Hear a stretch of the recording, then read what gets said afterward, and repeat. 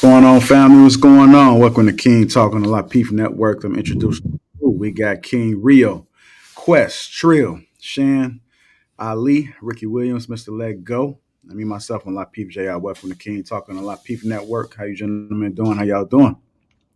What's going down, bro? I'm good. Blessings. Peace and blessings. What up? What up? What up?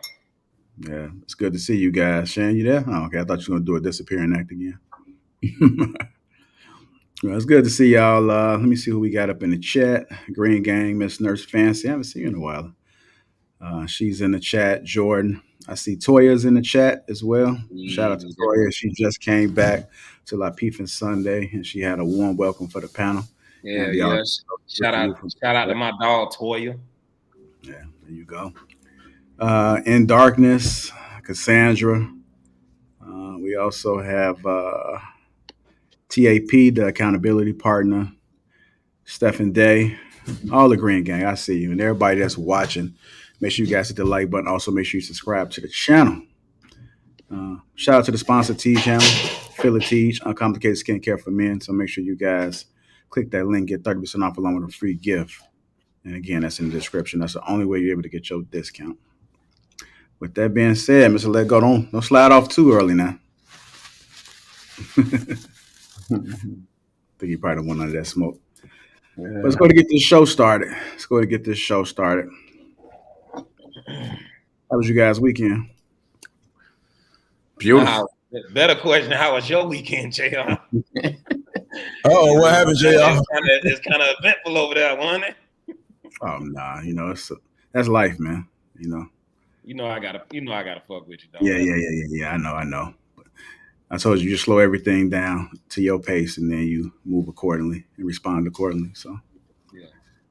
So with that being said, let's go ahead and get it started. I'm just queuing up the video right now for you guys. Again, hit that like button if you haven't already. Make sure you subscribe to the channel. They make so many updates on this damn shit. King Rio, peace, King. How you feeling, beloved? Peace. What's happening, man? Brother Shannon, how you feeling, Lord? Lord, it's like you gangbanging on here. That's what you say. What you got going on? Oh, you got no. He got the upgraded Zoom account and shit. But he got a $49.99 package. Hey yo, chill, don't do that.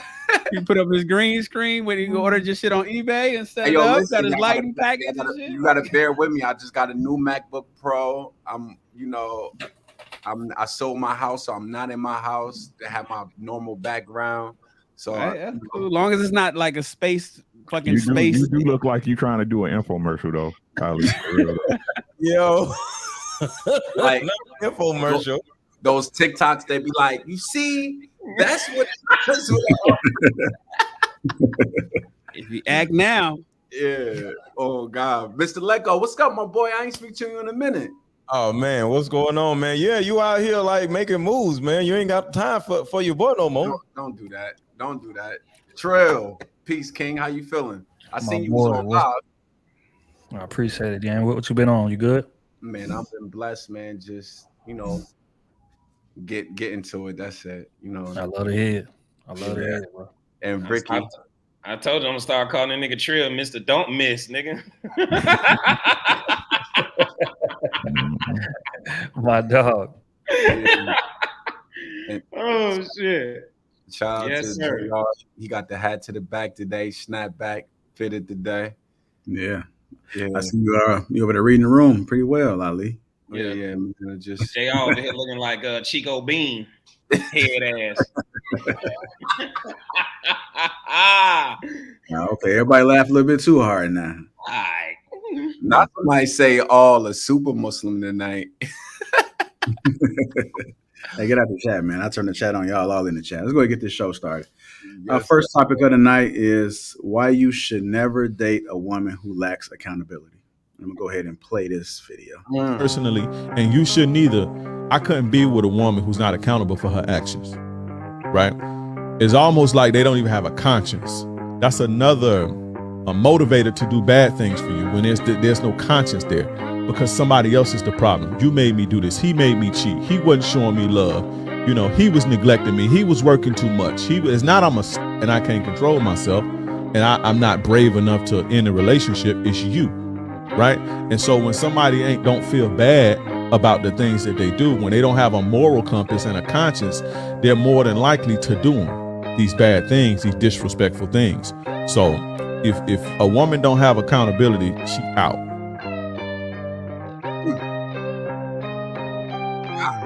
Damn. Ooh, I'm gonna let y'all hit it. I know what I want to say, but I'm gonna let y'all hit that thing real quick. That's how you come in, JR. You gonna put that shit on. Yeah, and then you gonna duck off in the back. Nah, bring your ass on up here to the conference. I know. I would say I didn't even realize I was off camera, but yeah. Why should you never date a woman who lacks accountability? You guys seen that? A woman like that is going to have you in prison, because the second you leave her, the second you do some she don't want, she's going to fall on all over the floor. He did this to me. He did that to me. It's some stupid shit. Next thing you know, you're going to either get beat up by her brother and you ain't even did nothing, or your ass going to be in prison some damn where. Yeah, stay away from these victimized ass women who are a victim of the damn wind blowing. The shit is disgusting. I mean, we talking about lacking accountability. You can't hold your woman accountable because she got that who gonna check me boo energy. Anybody? Yeah, no, we're not fucking with them. We're not rocking with them. They all slowly fade to black, and then they'll finally get their act together when it's too motherfucking late. 40 years old, Wall done smacked them in their face so fucking hard they can't do nothing about it. Hey, you asked for this. I don't even. Y'all gonna learn the hard way out here. Well, my understanding is changing, bro. It's not even about a man holding her accountable. She should be able to hold herself accountable. That's the biggest thing, bro. Like, if it's never y'all know how I feel about this, man. If it's never your fault, bro, there's really no point in this. Right. At that point, you living in a one-way relationship, and I keep telling y'all, nobody do no one-way relationship. No matter what, it's your fault. No matter what, bro. You can pull a sun out the sky and put it on her doorstep for Sunday dinner, for Sunday breakfast, and she's still gonna complain, bro. Get you a good one, hunker down, and leave them in hell, bro. If it's a woman like that, leave her in hell. Don't entertain her. Don't spend no time with her. Don't dig her, because you're gonna end up making a mistake. Stay away. Run, bruh. Run. Grab your best Nikes and dip the other way. Head for the hills. Yeah, I mean, I would say that. I mean, it's just difficult to get tutelage, bro. Like I think about sports immediately. Like, they got some talented ass players. But coach always say, bro, you got to be coachable. You can be a talented as hell. You know what I'm saying? But if I call a play going to the left and you go to the right, we fucked. You know what I'm saying? So you got to be able to take tutelage. I mean, you got to be able to take direction. You got to be able to constantly self-assess. That's the only way that the relationship is going to progress. Why so many relationships end, if we're going to be honest? I would say most. Because people, you know, it's hard for motherfuckers to look in that mirror and, you know, understand and accept what I did wrong. Mainly women, especially in this scenario. Because women are just not used to being told that they're wrong. It's always the man fault. As far as the cheating, as far as the neglect, the lack of emotional intelligence, blah. So as a man, when you walk into the relationship, like, we be so busy trying to prove ourselves that we don't even realize half the shit that she doing wrong, nor even try to hold her accountable to it. But once we start moving right, and then we try to hold her ass accountable when she don't take well to it, relationship typically ends right there. So, yeah, I mean, you know what I'm saying? Again, she can look good, she can make money, she can fuck good, she can do all of that. But if she's not coachable, it ain't shit that, you know, any man is going to be able to do with her. You know, I have a chapter in my book that's coming out March 30th, right? On my birthday. The Journey of Self-Actualization. It's a full book series. And people hear me say this probably a couple times on different podcasts.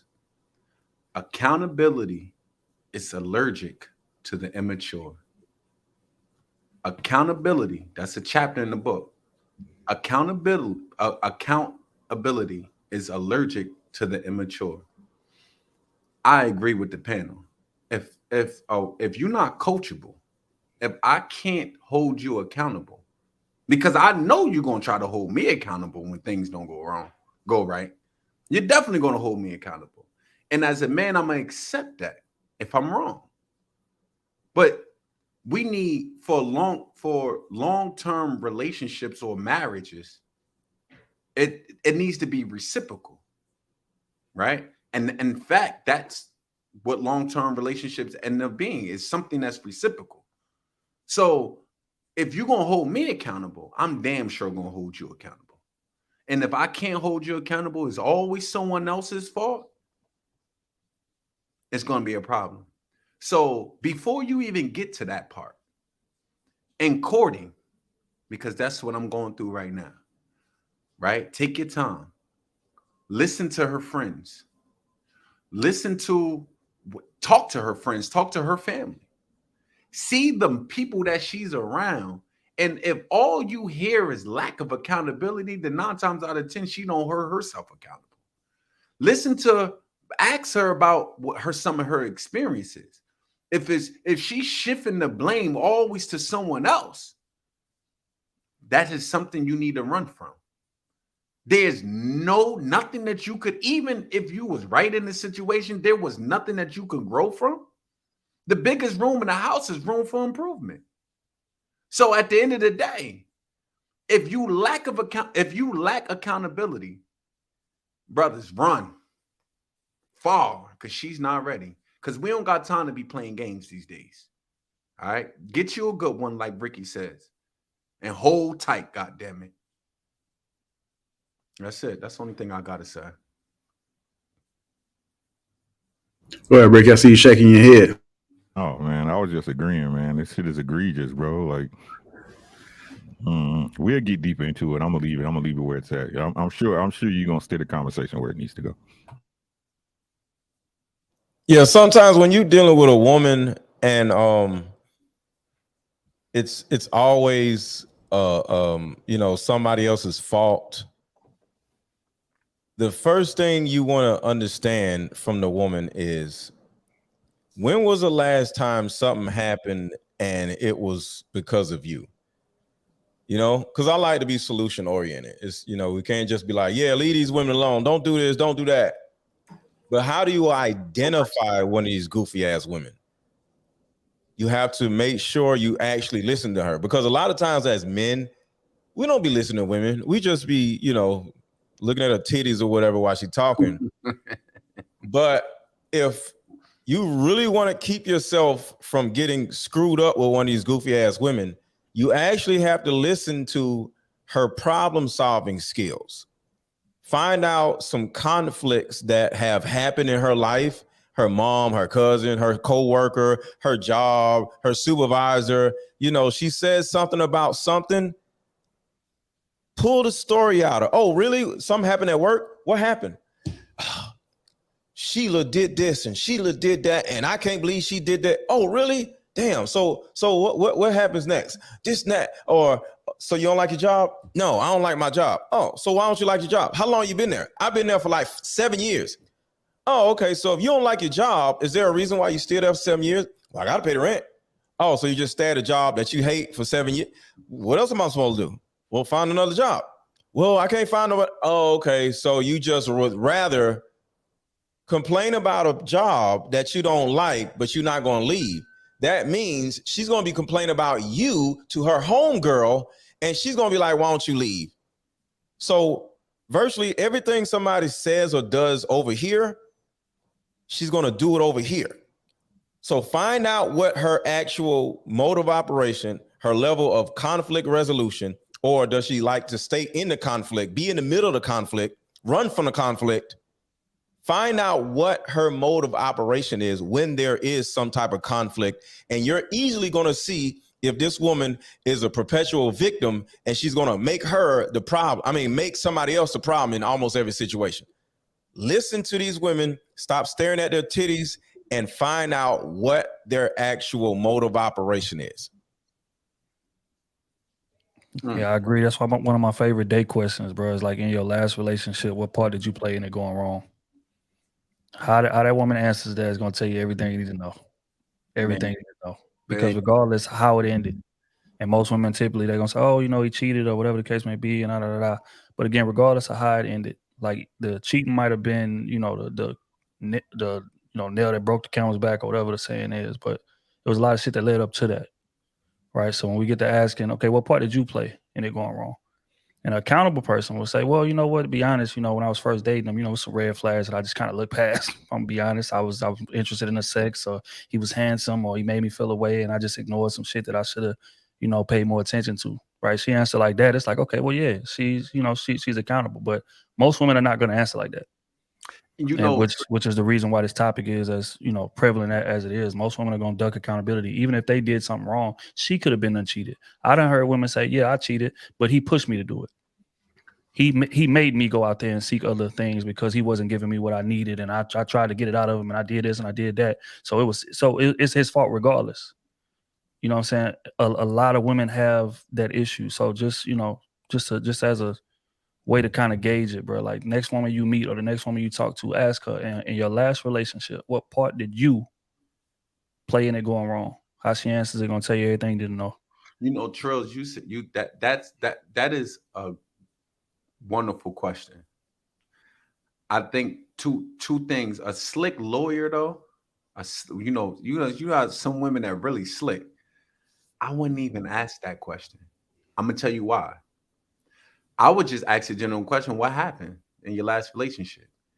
If she's not woman enough to say it with that question, not where you went wrong at, not what part did you play in the wrong at. If she's not upfront with it, that means the only time she's really going to tell you the truth is when you ask her a specific question that that forces her to tell you the truth. Now, I want you to be honest. Shout out to Mr. Let Go and his woman. They termed this term hot, honest, open, and transparent. Right? I want you to be honest, open, and transparent. You need to tell me.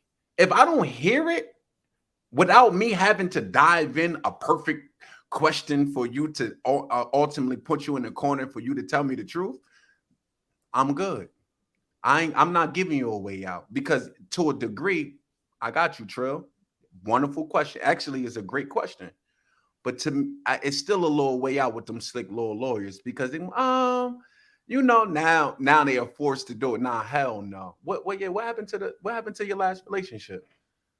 And if I don't hear no accountability, it's just, yeah, he did this and he did that and the whole 9 yards, I already know I'm not even going farther with your ass. Excuse my language. What's going on, HD? What you got on this, sir? Why you should never date a woman who lacks accountability. Did you see the video? I did not see the video. That's probably a good thing. What's up, gentlemen? What did it do? Had a baseball game with my youngest son, so here I am. So my take on it is why you should never date a woman who lacks accountability is because that means you're dating a child. The reason why I say that is because I don't really call women children, but shout out to Mr. Let Go, right, and Ricky, right. But this parenting thing is a challenge, right, especially single parenting, right, and I was talking to my daughter, a female, right? And I'm conversing with her about some things that she did. And I gave her a consequence. And she was upset at me for the consequence that I gave her, right? Her brothers was like, that don't even seem like a consequence, Dad. You do much worse to us, right? And she's like, well, I'm upset because I think it should have been something a little less than what you gave me. Not even confirming that she did something wrong, but it was me and how I decided to punish her, right? And so for a woman who is similar in nature to say, you know what, I don't think it was really me. It had to be you, or it had to be somebody else. In the way in which I responded, and I'm not going to accept what it is that's going on. It's something that children do. Children have a hard time accepting accountability and responsibility. And so if you go down that route to even date her, like we're not even talking about courting, like you shouldn't even entertain a woman who doesn't understand that that's how growth happens. Growth happens by accepting accountability for what it is that you've done wrong. That means that you can self-internalize what you have done incorrectly and then make the necessary adjustments. You're also a person that is able to accept accountability. I think Trill said it, that means you're coachable, which means that you're willing to accept my leadership, right? So if you're not willing, if you're not able to hold accountability, be accountable, then she's not going to accept your leadership. And so you should just chuck deuces. That's my take.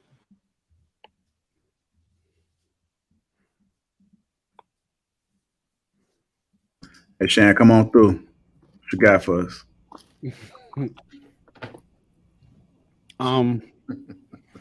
Why you should never date a woman who lacks accountability. Okay, so four words that people are allergic to. Women tend to be more allergic than most. My bad, I'm sorry. It's they're allergic to it. It makes their skin crawl. My bad, That's sorry. your next shirt, bro. And we all know the acronym sign language, right? Shame, insults, guilt, and the need to be right. But the N is the worst of all four. The need to be right. And that's the red flag that I want men and women to always pay attention to the most. Whenever you meet somebody new, early dating stages, whatever, if they have the need to be right, it's better to cut ties early before you get attached to them, before you realize how good the sex is, before you start liking them a lot. If they have the need to be right, that's where we talk about death by 1,000 cuts. But there's 4 terms that people use, and a lot of people don't understand what they are: psychopath, psychotic, narcissistic, and sociopath. Not, oh man, you psychotic, or oh you a psychopath, or you a narcissist. A lot of people right now that's listening to me do not know the difference, the real difference between a psychopath, a psychotic, a narcissist, and a sociopath. Now that last one, sociopath, right? That's interchangeable with anti-personality disorder. That's the person who often shows little remorse for what they've done. They lack empathy. They don't think, they're not tripping that they cheated on you. They're not tripping that they wrong. They fucked up. In fact, you can't tell them that they're wrong. They don't even know it. There is a lot of sociopaths today. A lot of sociopaths today. And it almost seems epidemic in my personal opinion. And if I could put on my conspiracy theory hat just for a second before we move on, I think there's something going on chemically. I don't know if it's in our water supply. I don't know if it's in our food. I don't know if it's what are we feeding our kids. I don't know if it's in fucking Twinkies. I don't know if it's in Captain Crunch or Cinnamon Toast Crunch. I don't know if it's in fucking Sunny Delight. I have no idea. But the amount of people who will not say, my bad, I'm sorry, is wild to me. And those 4 words are so empowering. They just can't. They can't fix their lips to say, oh man, I fucked up, my bad. Damn, I did that. Oh, sorry about that. I'll do better next time. When's the last time you heard somebody say, damn, my bad, I'm sorry, I wasn't thinking, I apologize, I'll do better next time? There's no respect loss. You don't fucking lose no money. You don't stay up all night, but people just will not say that. And the only thing that I can think of is that there has to be something going on where everybody has to be right so much that they're willing to sacrifice relationships. They're willing to divorce. They're willing to break up with somebody before they say, my bad, I'm sorry. All I'm asking, kings that's listening, is don't you be that guy. Now, I'm not saying apologize when you know you damn right. I'm saying pick and choose your battles. And when you run into a woman who needs to be right, when you run into a woman who has to be right, where you can eat, when you present her the video, she says, well, hold on. Or when you present the evidence, she lifts that goalpost out the dirt and walks 10 more yards and sticks it back in. Just cut your ties early, man. Save yourself from 1,000 cuts. That's an excruciating death. Trust me.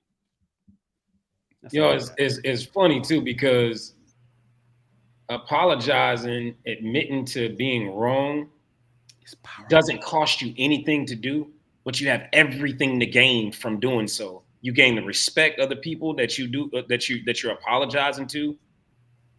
Like, man, it don't cost you shit. That's crazy. I like that analogy there, or not analogy, that analysis right there, Shane. That's dope. I'll tell you what, I got a theory. Oh, I got a go theory on it, just in terms of like saying like, where does it come from? It's a chemical imbalance. I think it's social media, because whoever on social media tells you wrong, especially on Instagram or on your YouTube channels or YouTube comments, tweet comment, whatever. Like you upload your picture, you get 1,000 likes on it. You say something on Twitter with your followers. Typically, like most people gonna tell you right. You could post some bullshit, a meme. You get into it with your man, post memes in the Instagram story. Every man in that motherfucker, yeah, you right, girl. He did what? That's crazy. So everybody's constantly telling you right. So it's hard. That makes it hard to be wrong. Like back in the day, people didn't really have that. You might have had your small circle of people that ride with whatever it is that you do and say right or wrong. But now motherfuckers wake up and look at their phone. They got thousands of people doing it, depending on what your following is. Like I was reading my comments earlier, and sometimes like I be on panels just playing devil's advocate just to see, and motherfuckers will still tell me I'm right. And in the back of my head, I say some left shit just to see, and they'll confirm it. You be testing them. Again, man, social media I would say is the number one reason for that. But that's just my theory on it. Y'all go ahead. See, man, I ain't got no followers like that to be able to, to determine that goddamn trio. You sitting over there with 100 something plus K. All right. Trill got a nice sample size. But it's about it's something called confirmation bias. When your followers or your friends or your family members or anybody close to you or anybody that, because your followers, they see you, every day when you post or whatever. So when people you're used to interacting with on a normal basis are agreeing with everything you said or agreeing with one particular thing you said, just like Trill said, it's called confirmation bias. You have gotten what you're already thinking out, and it's been confirmed to other people that is right. But we don't understand that our algorithm is always going to make us feel like we're right, because that's what social media actually does. Just like all of us, I'm sure your algorithm, if you go on your explore page, is going to be big booty, random chicks half naked. That's an example. That's not true. I don't know what you're talking about.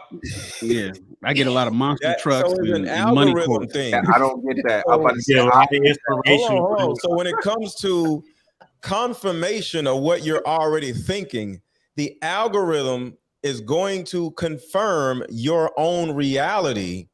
Whatever it is, you could be talking about it's a flat earth. You're going to attract people who agree that there's a flat earth, no matter what it is. Next thing you know, you're going to think you're right, just like Trill said, and you're going to go out in the world, and when somebody says you're wrong, you're actually, see, sometimes it's not deliberate. They don't know. They don't understand why you don't agree with them. They're That's like, the sociopath.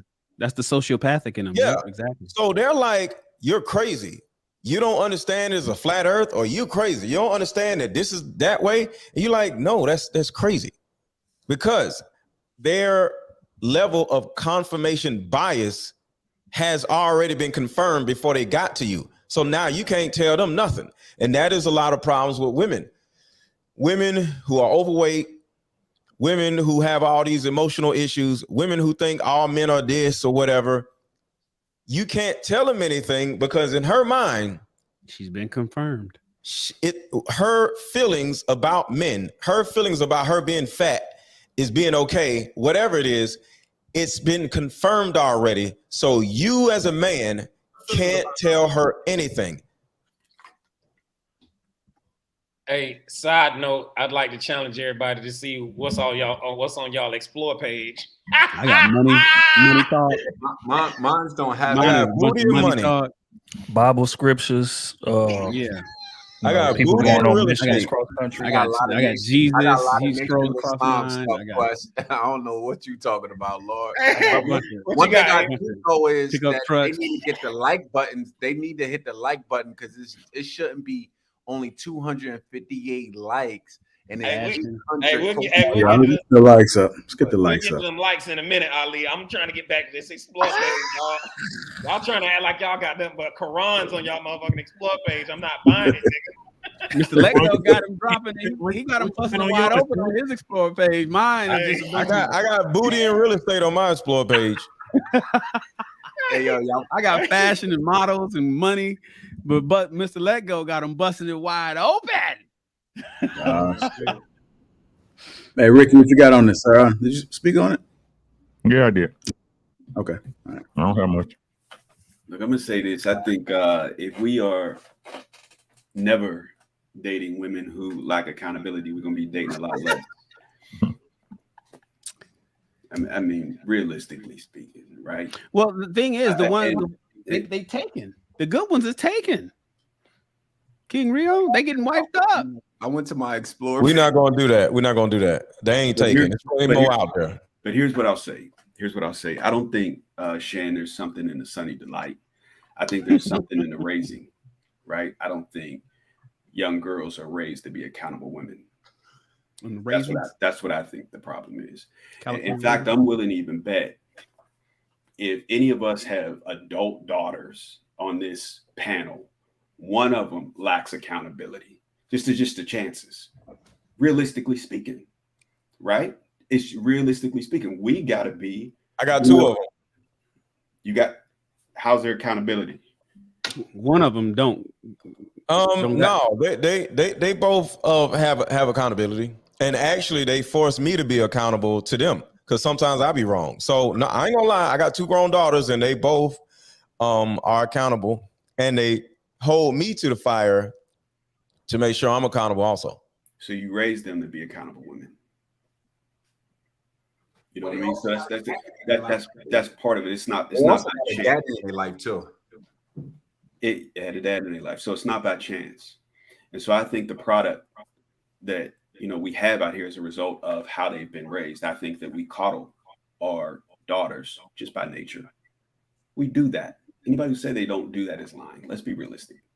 You know what I mean? So, as a result, these things happen. And I think that you have to date women long enough, and you have to date them with intention of really getting to know them. And sometimes that means that it's not having sex with them for a while.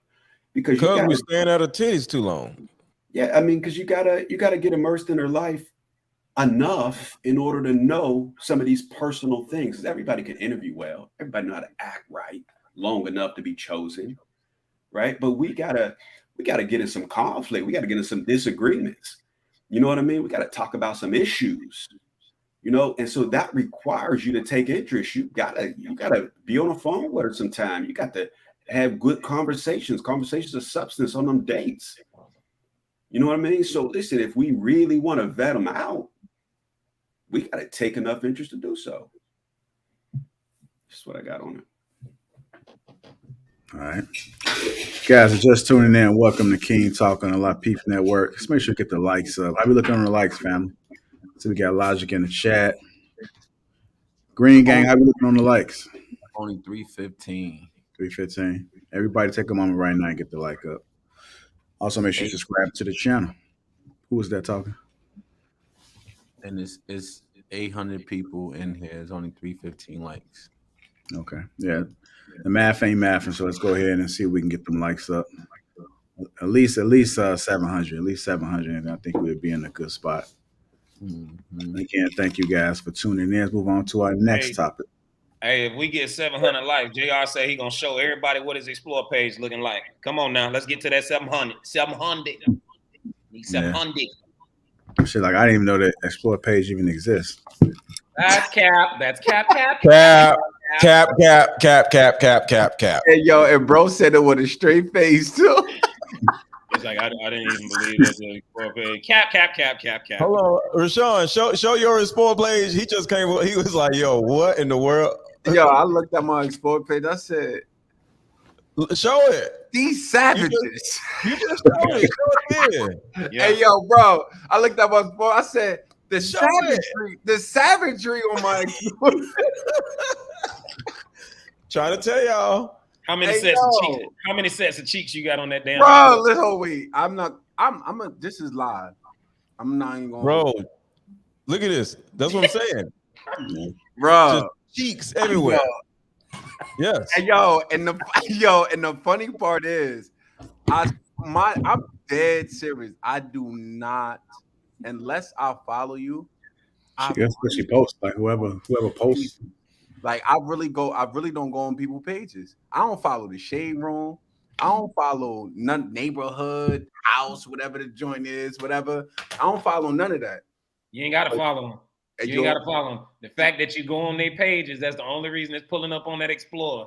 Yo, you know what it is? That's all I'm saying. That's what I be saying. The algorithm knows you better than you know yourself. Hey, you know when you scroll or when you see your friends post it, like they post something and you like, who that? And you click, I see this was happening.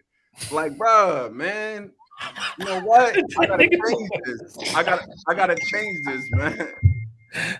That nigga Quest hilarious, bro. Watch this nigga face. Yo, what about Rashawn saying I gotta change this? What? I gotta change this, man. I got. They say Explore page full of heathens. What this here? Yo, he's sitting there looking at his phone like, how do I change this? Hey, yo, bro. As he Go scrolls, to sports pages real quick, now. Don't try to go ESPN now. Hey, yo, Lean listen, into it. let me tell you something. And then I scroll down a little bit. I see. Please hold yourself accountable for your browsing activity, sir. Hold yourself accountable, Rashawn. We still talking about these women. Hold yourself accountable for the cheeks, bro. Be accountable for the cheeks, bro. You can't say men don't hold each other accountable. All right. Now look at God. We done came full circle. You see what King Talk did. I mean, you see what the panel at King Talk did. You know, it's my fault. All right. This is all my fault. Someone in the chat said, lean into the cheeks, bro. Hey, yo, listen, man. Listen, they would not let me get off without holding me accountable. All right. They was not going to the next topic without Ricky sliding that in there. Hey, I can appreciate that. Shout out to my chat ninjas. You know what I'm saying? Assemble chat ninjas. Yo, they all these cheeks around with basketball in the middle. Mm-hmm. Like, yo, Sean, just so you know, you can't have a bow tie on and have all kinds of cheeks on your Explore page. I don't even know how this get like it doesn't this, work bro. like that. Honestly, like I don't even know how this get like this, bro. Hey, yo, the savagery. Oh, my dog, you about to call Apple and Instagram and write a sternly worded email to get this shit straightened out. I did not agree. Why you promoting this to me? I did not agree. Yo, for real. Oh shit, JR, what them super chats talking about, bro? Yeah, y'all a fool. Sugar Curl Salon, $5. A woman who lacks accountability is dangerous. Run. Hey, shout out to Sugar Curl, baby. You got my locks feeling so soft and moist right now. I promise you, I ain't realized I had the products with me the whole time. Sugar Curls hit me up on my damn DM. Got my shit soft and ooh. Yo, I got some for my nose hairs, and I mean my nose hairs are like amazing. Yeah, because your chin hair look like nigga dick fur, nigga. I don't know what you got going on, play business. Wow. Yo, I'm a long off. Oh man. Oh shit. Oh my god. It's so good. Quest, you've been holding on to that one for a minute, bro. That was he was for about good 4 weeks. That's off the dome, bro. Come on now. Hey, yo. So the nigga came off the jacket with that. He need to get in stand up, man. Hey, yo. That joke was on his Explore page.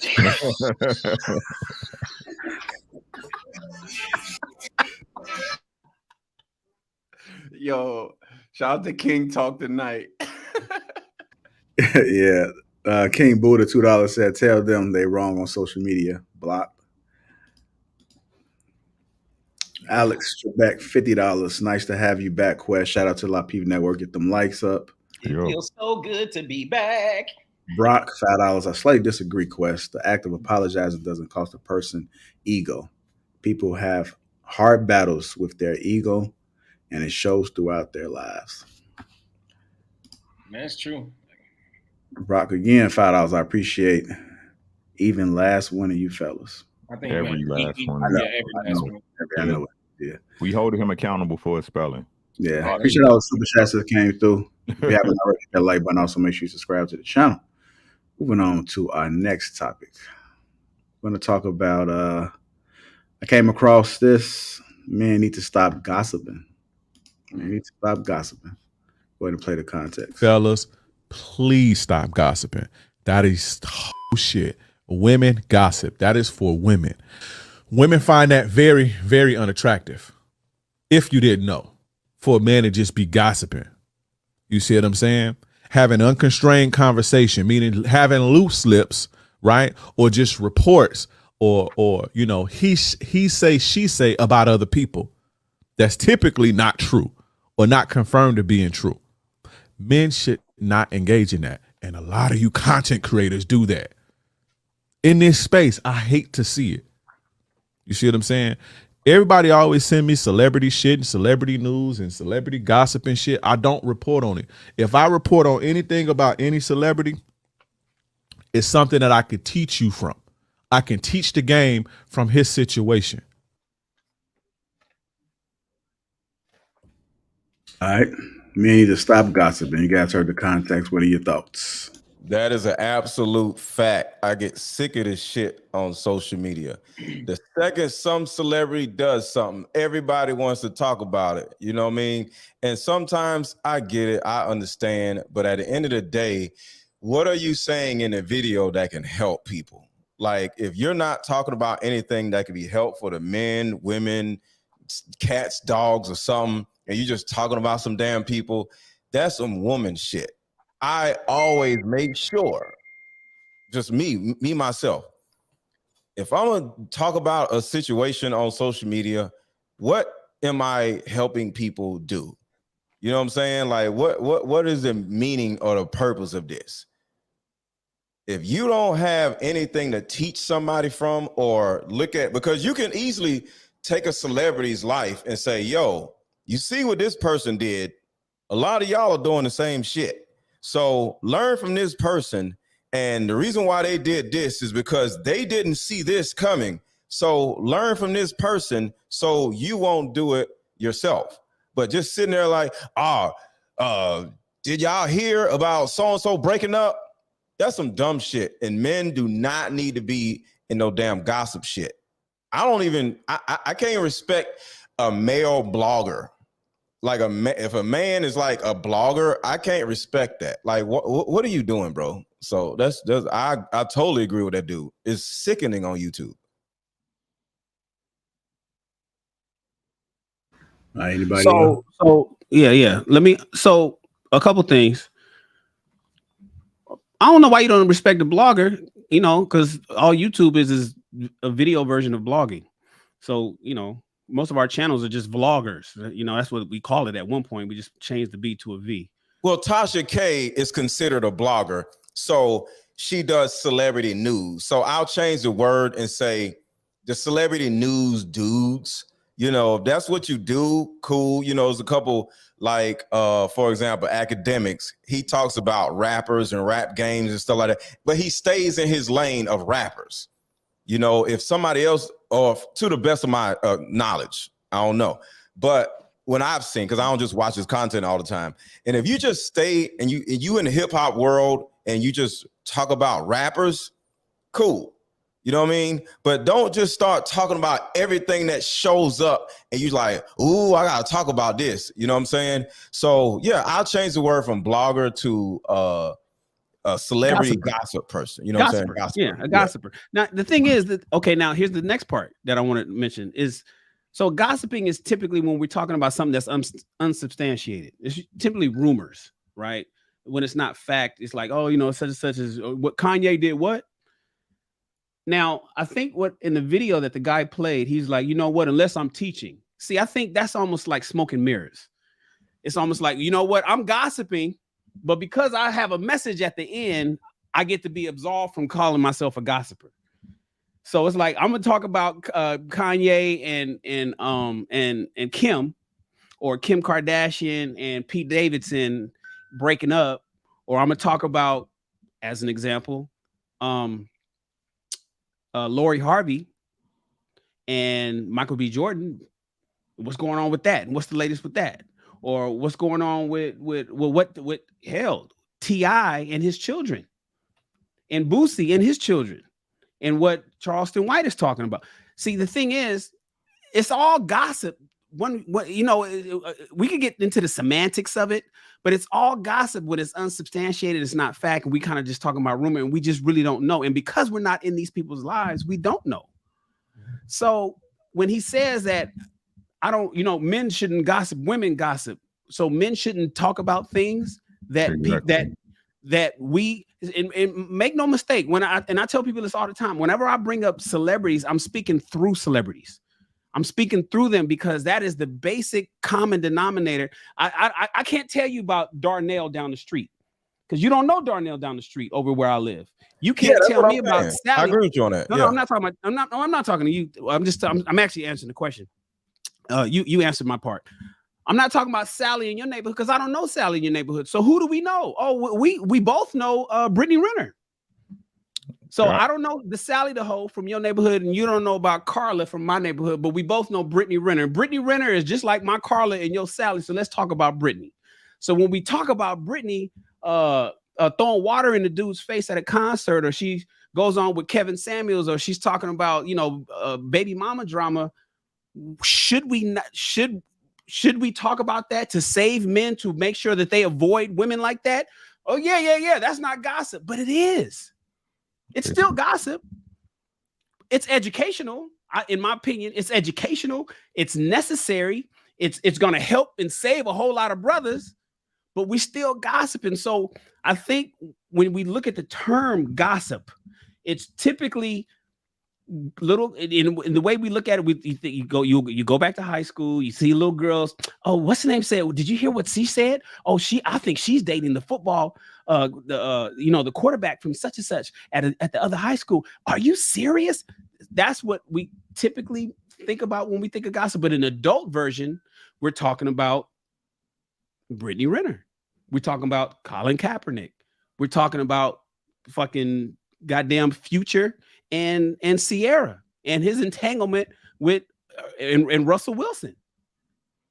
The fact that we're discussing it is gossip. It's still gossip. I agree. Are we teaching something? Let me ask a question, Shane. I just want to ask one question. Hold on. Go ahead. I'm gonna say this, right? How can it be called gossip when it's public knowledge in a public forum? You see what I'm saying? I think the way I look at it is gossip is if I'm having a conversation with person A, I hold that conversation. I can hold water. I'm not no paper bag. You know what I'm saying? I don't put out a conversation I had with person A to person B, C, D, E, F. You know what I'm saying? You can't call it gossip on a public forum, bro. Like everybody knows. So everybody gossiping. You see what I'm saying? Everybody talking about it, bro. So, I mean, y'all can call it what you want. You can call it discussion. You can call it gossiping, but that's really what it is, bro. If you put it out on a public forum to be explored by other people, how can it be called gossip? No, and actually you're right, Ricky, because so slack talk or gossip, slack talk is the type of conversation that is loose, negligent, and careless. Gossip is rumor or talk of a personal, sensational, or intimate nature. A person who habitually spreads intimate or private rumors or facts, trivia, chatty talk, or writing. So when you, as Ricky just said, if it's something that's private, and then you are spreading these rumors, or even it could be facts. You could be dead serious. It could be factual, and you spreading this and trying to spread this around to people. That's gossip. But when you are, if something, when you are a public figure, your life is public, right? A lot of it. You can have some private things, right? But your life is public. And when you're doing things in front of people, and then somebody say, "Oh yeah," if it's on a public platform, that's not actually really considered gossip according to this definition. But so you saying just interject, and then I'll let you get back to it. So you're referring to like the video person from the Golden State Warriors? Like they would be gossip. That would be gossip. It was a private situation. Okay. 100%. That the person who did it was the person who did it was being messy. Really. Chatty. Yeah, 100%. So and listen, and I'm reading that the restricted law number 15, slack talk and gossip is forbidden. We should never. I hate that they try to make this a gender thing and make it seem like it's just men shouldn't be gossiping. Men or women shouldn't be gossiping. That you shouldn't be taking people private, intimate, things, and then trying to, embarrass them or telling other people. If this person came to you and, venting to you, you shouldn't be telling other people business like that. You know what I mean? At the end of the day, that's wrong regardless. And that's how you break the trust amongst others. You know what I'm saying? At the end of the day. So, you can't be on some Irv Gotti joint. You know what I mean? At the end of the day, respectfully. I mean, that's not gossip because that's public knowledge, but that is throwing shade though. That right? What's that again? That's not gossiping. Irv Gotti. That's what I said. That's not gossip, but that's just throwing shade, right? 100%. Okay, bet. Yeah, you can't be doing that. Nah. I mean, everybody gonna throw some shade now. I'm just ain't saying, a single motherfucker on this panel right now that ain't throwing no shade. The way they making it sound, bro, and y'all know I stay in the chat, bro. Like if you discussing anything outside of the realm of what's up, what's popping, how you doing, God? You know what I'm saying? It's gossiping, bro. That's the way y'all saying no. That's how that video made it seem. Huh? Yeah. You know what I'm saying? Yeah, I agree. That's what he made it seem like on the video. Y'all act like men can't have discussions, right? If we ain't talking about something, if we talk about something that's outside of ourselves, we gossiping. No, that's not gossip. Yeah, that you talking about the way how they trying to make it seem like in the chat, Ricky? Yeah. Like, nah, bro. Like if that's the case, you not having no communications with nobody else, bro. But you and your girl pillow talking. So when you talking to your girl, is that gossip? Yep. Let me give y'all something to think about real quick. Imagine just with everything that y'all said and what the video said. Mm-hmm. Is a history teacher gossiping because they weren't there where whatever it is they're talking about in history. Is a pastor gossiping because he wasn't there when he's bringing up scriptures of the Bible. That's not gossip. He's literally using somebody else's situation that we all are familiar with. Hey, y'all, I love you, right? Hold on. So-and-so did this, so-and-so did that, whether it's history or whether it's the Bible, and they're using this scenario as a teaching moment. And because of the scenario, we all can relate with it better, and we can learn from the situation due to the fact that we have a relative understanding of who we all or they are actually talking about. Yo, I love Hey, y'all gotta chill out, man. People talking about something. Is fellas talking about who got traded on from this team to that team or whatever. Like, is that gossip? Yo. Let me read. I'm gonna read the definition right real quick. All right. Gossip is casual or unconstrained conversation or reports about other people, typically involving details that are not confirmed as being true. So if we know a motherfucker that got traded from them shitty ass Bears to come down to one of the better teams in the league, the Bucks, you know what I'm saying? That's not gossip. That's not gossip. Now, what I just did was throw shade on them shitty ass Bears just then. You know what I'm saying? But it's not gossip. You feel what I'm talking about? Like, come on, people. Yeah. Tighten up, man. Come on. Hey, yo, and Mr. Let Go, funny is, my boy, I knew when we get these examples, let's not go to the extreme measure. Hold on. Was that a bad example? I'm Hey, okay listen, to hearing that. Let me just say this. We go to the extremes. It's kind of like where I'm gonna give you a prime example. Like, this is the best way for me to explain this. When we tell women, yeah, you need to work it out with your man, right? After they done left, they be like, you don't supposed to work it out abusive relationships. Of course, we're not talking about abusive relationships. Why are you going to the extreme? If you get knocked in your head, of course you don't supposed to stay in that situation. Like, do I have to say specifically, like, why are you going to the extremes? My boy brought in the pastor. Because people are not intelligent, bruh. That's exactly why. I like to give people a better understanding. Yeah. That's just what it is. Thank you, humble dad. He didn't say that because what are you talking about? Man.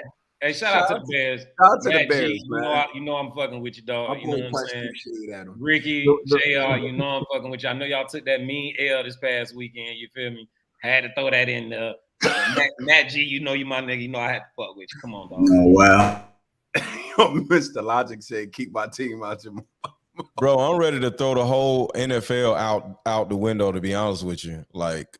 Oh yeah, because we just taxed y'all last week too, Mr. Lesk. Bro, stop. Like, oh yeah, I ain't hear no phone calls, no nothing from you. I knew you was quiet, but that's another topic. I'm ready to throw the whole NFL away. This year, everybody's a legitimate topic, man. You guys stop the gossip. Listen, y'all really gotta stop the gossip. I'm here for it for a moment. Them Rams is garbage, man. Right. First of all, we won a Super Bowl. We are not garbage. Stop it. All right, if you guys just tuning in, welcome to King Talk. Make sure you guys get them likes up. Also, make sure you subscribe to the channel. Go ahead, Ricky. Did you want to say something? Yeah, I wanted to say, you know what? I apologize for misinterpreting what y'all had as gossip. I want to take full accountability for my mistake. Oh, you talking about some weeks ago? Are you talking about today? He joking about today. No, what you talking about, then, HD? Let's go. You got something on your chest, dog? Listen, hey, I remember, bro, like a couple weeks ago, you was like, we all gossiping, and we all fell for your okie doke. You know what I'm saying? Because it sounded like you changing your Which tune. one? From who? You had read the definition before, and we was like, you know what? We've been gossiping. That was a couple weeks ago. Now you changing your tune. Is that what you're saying? Am I? That's what it sounds like. I'm asking you. Hey, show me the tape, bro. And if I was wrong, I'll correct myself. Show me the tape. Listen, I just go find it. He said, pull the receipt. So you do remember, but I gotta have proof. Is that we want the receipts? No, if I remembered, I wouldn't ask for tape, dog. Nah, because if it's unconfirmed, then that's gossip, humble dad. Right, that's right now, HD. What's up, doc? No, I'm not gossiping because this can definitely confirmed by my own ears. Like, this is not by hearsay at all. But I gotta say, like sometimes your ears hear what they want to hear. You know, I had to apologize to Jay Prince for just that thing, right? So if it's on tape, show me. I apologize. I'm not bigger than nobody, bro. No doubt. Hey, if I find it, if I have time to look for it, I definitely will shoot it to you. Oh, you got time.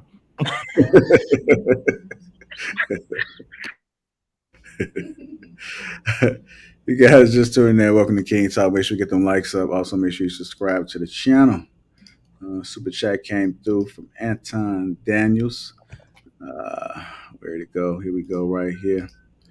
Sent $100. Says to the Kings. Appreciate you, brother, for that super chat. Thank you.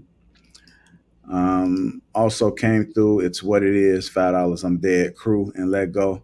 Are y'all gonna keep it 100 or cap?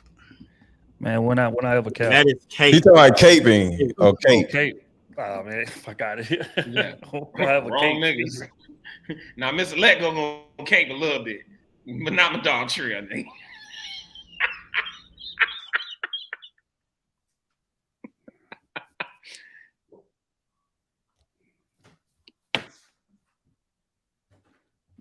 Nah, both of those is gossipy, gang.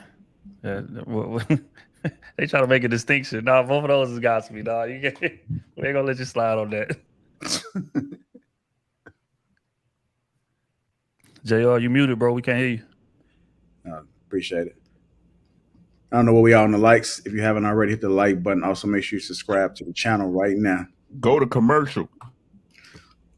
I think they're probably tired of seeing them TV commercials. Might do a new one. Motherfuckers starting to get stale. I know. Next, huh?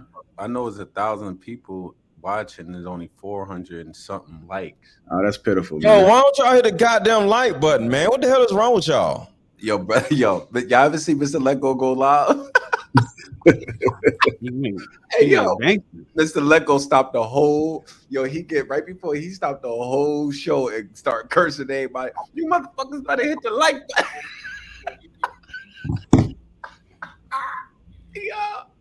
Yo, I've been crying, yo.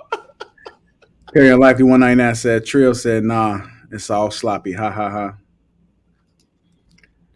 Hey, all right, let's move on. Hey, whoever that would have just sent that super chat, can you send another super chat just to kind of like help me understand? Not pretty sure I understand the context there. Send another super chat, my nigga. From this one right here? Yeah. Perry. I must have missed something. I think he's talking about the super chat when JR was muted, and then Trill addressed it a little bit. Yeah, he basically saying that I said that I called that super chat cap. I said all that shit gossip. Basically, he used sloppy instead of gossip. Okay. I think what it come down to is if you minding somebody else's business, you running the risk of being gossipy at the end of the day, right? Because I think that's where it starts. Now, if we relay important information, that's different. You know what I mean? But other times we just being in people's business for the sake of being in their business. I'll give you an example. So I'm talking to my first grader, right? And he comes, gets in the car. He tells me about, I don't know what the child's name was, but Sarah or somebody, she puts her yogurt in her juice and she drank it and everybody was calling her weird, and everybody started laughing and this, that, and the other thing. So the conversation I had with him, I said, you need not worry about Sarah's lunch. You worry about eating your lunch. And I said, if everybody's in there making fun of Sarah, the thing that you need to do is be the one who's not. If you ain't got nothing kind to say, don't be saying nothing at all. And it's these principles just in general, that you're trying to groom them to be stand up. You know what I mean? Young men early on. I ain't sending you to school to be worried about, you know what I mean? And then you're going to chime in and you're going to have something to say with the crowd. No, that's not how we're going to rock. You know what I mean? So I just think us just maintaining those foundational principles throughout life keeps us out of risk of being one of those people who's considered a gossiper, so to speak. I tell you what, man, I approach it from a different angle right quick, man. I think, it like back in the day, gossiping was frowned upon and it was understandable because it's like they say it's casual, reckless conversation. But shit, we in the era where people is making thousands of dollars every month from YouTube AdSense for gossiping. So it's like, can you really frown upon it if a motherfucker just made $25,000 from doing it all month? So again, I think you gotta pick your spots. If you can get paid from it, I ain't gonna knock it. If you just doing it, you know what I'm saying, to do it, just have a casual conversation, whatever. But if you're gonna gossip, get paid for it. There's a lot of motherfuckers on YouTube that's getting paid heftily from gossiping every single month. So hey, a motherfucker just said King Rio got down gossiping about a first grader just now. That's what I just. So correction, Lorenzo. That's my son. I'm entitled to teach. You know what I mean? And I'm sharing amongst other fathers about what I had to teach. How do we do that without giving examples? That's the difference. I'm not talking about a situation I don't know nothing about. I'm talking about this boy that I'm raising right here in my own household and sharing that information amongst other fathers. And plus, you gave all facts, though. You know what I'm saying? That was you know what I'm saying? But and it's a lesson at the end of it too. So gossiping could be facts too. It's the root of it is what your intention is. So, right? So Rashawn, so if you speaking, right, you just trying to tell people business and be like, don't see them, you ain't here for me, like you gossiping. But for instance, if HD was coming to me, right, Humble Dad was coming to me and said something, venting to me about something, but I know I can't help him, but I know Quest can help him. And I open it up for Quest. I'm not telling Quest for him just to know the information, move on with his business. Bro, give HD a call. Let him know, I'm having a conversation with you because you can help him. So if your intent is you just spreading news for for everybody to know people business, but your intent is not to help or as do something constructive, then bro, like you're bugging. And then sometimes I just did that on a broader base. I know how we do it in the nation. Like if we report all slack talk and gossip and wrongdoing, but we don't report it to our peers. We report it to someone that's in a position like a captain or a lieutenant or a minister, so that person could come and deal with the situation of somebody who's doing slack talk, gossip, or wrongdoing, or not just that, or may need help.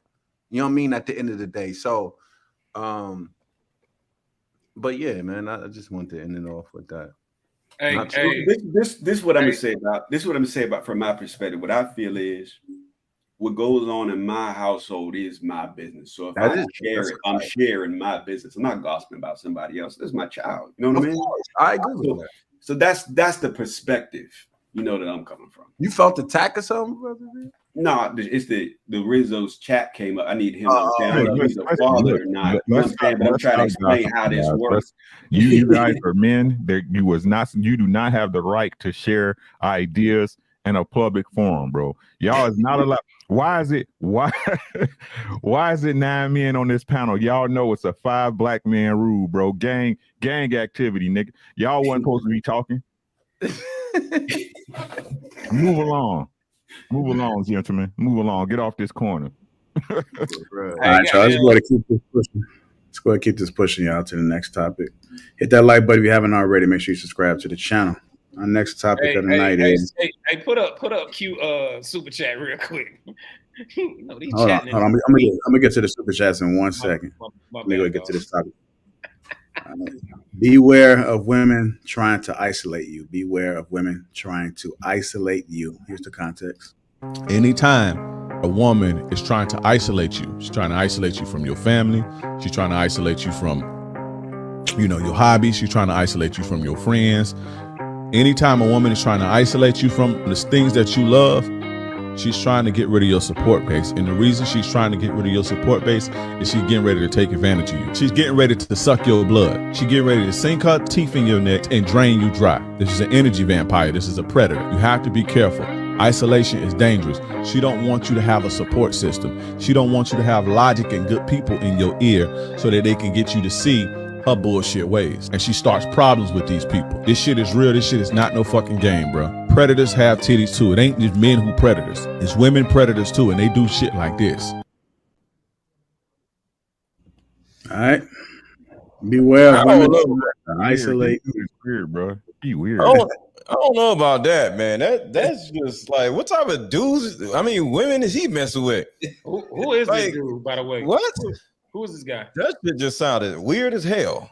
It must I had be to go to J.R. his Clark or page. something. It's like King somebody. Well, first of all, let me just say this, right? I'm gonna go first on this one. I don't think the reasoning is the same, but I think the reason why women are inserting, because envy and jealousy. Like when they see that you with the friends and the whole 9 yards and your support base, it's not that they trying to take away your. I don't agree with that they trying to take away your support base. You might have a few, cool, but those are exceptions to the rules. I just think that a woman wants to feel like she's more important. She wants you to state that she's more important than all the other people that, who she see you love or whatever at the end of the day. So I think she's just trying to insert her way. And even then, it's still a red flag for me because you shouldn't feel insecure about my friend base or my support system or people who I had. You can ingratiate yourself in a better way instead of being jealous of others. That's insecurity at the end of the day. But for his reasons, I don't agree with that. Yeah, I think women just in general, because women do that all the time. That's one thing about women that makes me scratch my fucking head to this day. How they can just get in a relationship and cut family and cut friends off immediately. And because they are willing to do that, right? Their girls call them, hey girl, you want to go to happy? Nah, I'm good. I'm with my man. Oh, girl, you want to do this? Nah, I'm with my man. So they expect the man to move the same way. And it's an insecurity thing all the way around. Like women want to remove all threats That's what it boiled down to. She knew who you was when she met you. She knew you was on them hoes. She knew you had them hoes. She knew you and your boys was out there when y'all go out. Y'all was pulling a certain caliber, or a certain quantity of women. So she trying to remove that threat. So when your boys is still active and in the picture, then she got to always worry whenever you say that you're going out with him or whatever the case may be. Why? Because she's insecure and she does not trust in the fact that he chose your stupid ass to settle down with. And you insecure because of that. So now you're gonna try to hold on to him for dear life, not realizing you pushing his ass further to the streets. Now that's one thing. Two is when he said, "Don't let your woman prohibit you." that shit sounded weird. That's what shit got fuzzy for me, right? Nobody's gonna let me do anything. Nobody, woman, parent, nobody child, you know gonna let me do anything. Right. So if a woman can allow or has the ability to allow or to prohibit certain things, that means she's smarter than you. That is a bigger fucking issue than what we discussing right now. That's all I'm gonna say to that. I did a show on it, bro. You got to be smarter than your girl, doggy. You know what I'm saying? Like you got to have some hustle in your hustle, dog. You can your girl. What? Huh? This shit, hey, when black men start talking alien, because this shit sound foreign as fuck to me, bro. Like, I don't know if he from the planet Nibiru or whatever the fuck they be saying that shit is, bro. You talk your girl isolating you, dog. How that sound to y'all as men? Your girl is isolating you. Disgusting. That sounds like simp lives matter, nigga.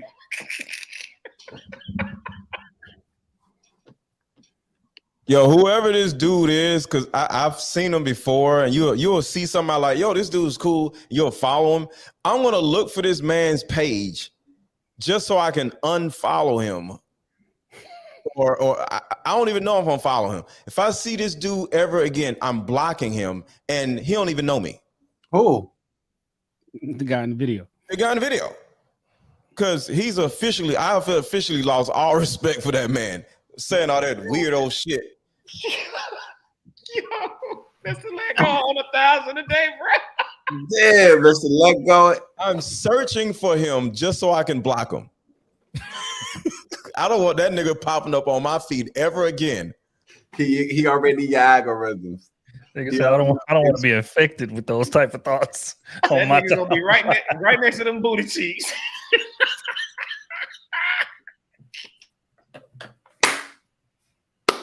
Man, y'all on one tonight, bro. Hey yo. That's the funniest king talk I've ever been a part of. Yo, I don't want that nigga popping up in my explore page. If a woman is gonna control you, man, get your dumb ass on somewhere. No, but he dead serious though, y'all. No, listen, he's dead serious. Hey yo, bro. No, we believe him, man. Let him be. We believe him. I don't let him be out there. I block him. Hey, Rick, you know what's crazy about what you said was you got to be smarter than your woman. That's not the case in a lot of people's relationships, whether or not they know it or not. And a lot of men are being manipulated. You know what I mean? Even if she gives you the idea she'll let you believe that you essentially are driving the relationship, you have the best ideas, you make the best decisions. Some of them are manipulating you by giving you this false sense of control because they know how you think. You know what I mean? Like this is happening all day, every day, and it's been going on for a long time. A lot of women will actually brag about the fact that he thinks he's in control. Yeah. This is a real thing. Now, dude might be expressing shit in a hella extra way, but this is going on. You know what I mean? But ain't no wrong with that as long as it's going in the right direction. Listen, a lot of these dudes can't. I agree with you because a lot of dudes is getting outthink by a woman every day. They intelligent too. Listen, they got a brain and they got thoughts too. Like, let's be clear here. All right. So, but some of these dudes are okay with it. It's just like the gaslighting when they hit you with the I only wanted to do it because you wanted to do it. Stop the cap. All right. You wanted to do it too. You just put that thing on me. Like you Hey, look at Mr. Let Go right now. That nigga is scrolling through his followers right now. He's trying to find this man right now. Oh shit! We say, why don't you actually have a combo with him and see guys, what he's talking to? His name is King Dre, and the TikTok removed a lot of context. Okay. Hey, I hear what you guys are saying about old boy. Pull up Q's super chat. She said we need to have him on the Thursday panel. I hear what y'all saying about old boy when he's saying that. That seems a little. And correct me, guys. But I don't know. It's almost like she's putting a little bit too much calculation on in reason and logic in women's actions. Oh, I'm gonna isolate him so I can make sure that the outcome is like that. Sounds like something that men would do. The way we calculate in organized stuff. So with the way he's calculating, the way he's saying that women are, I'm gonna isolate him from this boy because he was doing. I don't know. Here's what I say: women are just simply selfish. Period. Because it's not just so much of them isolating. You know how many? I don't know how many entrepreneurs here like really. Women don't even want you to go to work. They want you to sit around and lay up and just not do nothing. You know, they want you to be. They want the money. They want the lifestyle, but then they don't want you to do the shit that's necessary to go get that bread. They want to sit around and cuddle and just have you all to themselves whenever they have time. When they don't have time, you know, they want to do what they want to do. But when they have time, they just want men. They want you. Now, I don't know if it's because they just typically don't got shit going on. And when they finally get a guy like you guys, they just want, you know, just to be up under you all the time, to go where you want to go, not have you go play basketball. Don't go play basketball. Stay at home and watch TV with me. Don't go to the gym. It's not that she doesn't want you to get sexy. Not have you go play basketball. Just think about how that sounds. Yeah. You know, it's not that she doesn't want you to go to the gym to get. I don't want him to go to the gym so he can get sexy. That's too calculated to me. It sounds like she just doesn't want you out of her sight. And I think it's simply because women are straight up selfish. Everything is wrong, and the only thing right in the wrong world is them. Everything revolves around her. Everything. If anything's going wrong, it's everything else's fault. It's all about me. It's me. I'm a taker. Take her. And I want to take your time as well. She get a guy that she really likes. She wants to take all the time that she possibly can. And she'll take it from your job. She'll take it from your spare time. She'll take it from the NFL game. She doesn't want you watching the fucking game on Sunday. You know, I'm not a sports dude, but she doesn't want you watching the game. She don't want you going to golf with your boy. She doesn't want you kicking it. But and Shannon, don't you sound like him right now? Like, who gives a shit about what she wants? I don't get it. No, because it sounds like he was saying that she was doing it because she's plotting and saying that, you know, because if she isolates you, then she can remove you from this person because you can't make this move. Right. I don't think it's trying to give her that credit. You're not trying to give her that credit. I don't think they're that bright. Well, I'm not. So here's what I'll say about that, Shannon.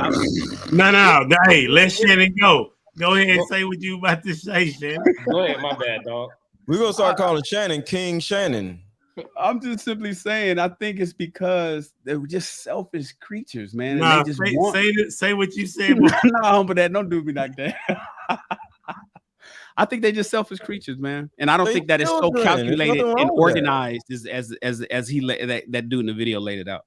So I'll say it's relative. Selfish. I'll say that's very relative. Oh, that's a great example.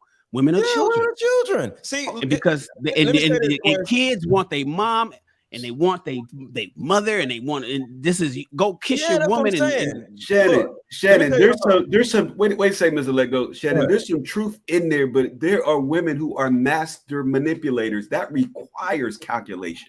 That's what I was about to say. I highly disagree with Shannon, but I'm gonna let y'all cook on that, and I'll get my reason at the end. What I was gonna say is I think it's all relative, right? That calculation, like what you're saying, like you're not giving them no credit to be calculating enough. Like to a simp, goofy nigga, you don't have to have much calculation to a goofy nigga. But it's like a child trying to calculate some shit. They're children. but like if you were to take a woman and say she would try to do some shit like that to the niggas that's on this fucking panel, first off, that shit's gonna be impossible. But do you understand like how calculating she would have to be to even attempt to try to pull some shit like that? So I think it's all relative, right? We talking about they talking specifically about simp niggas.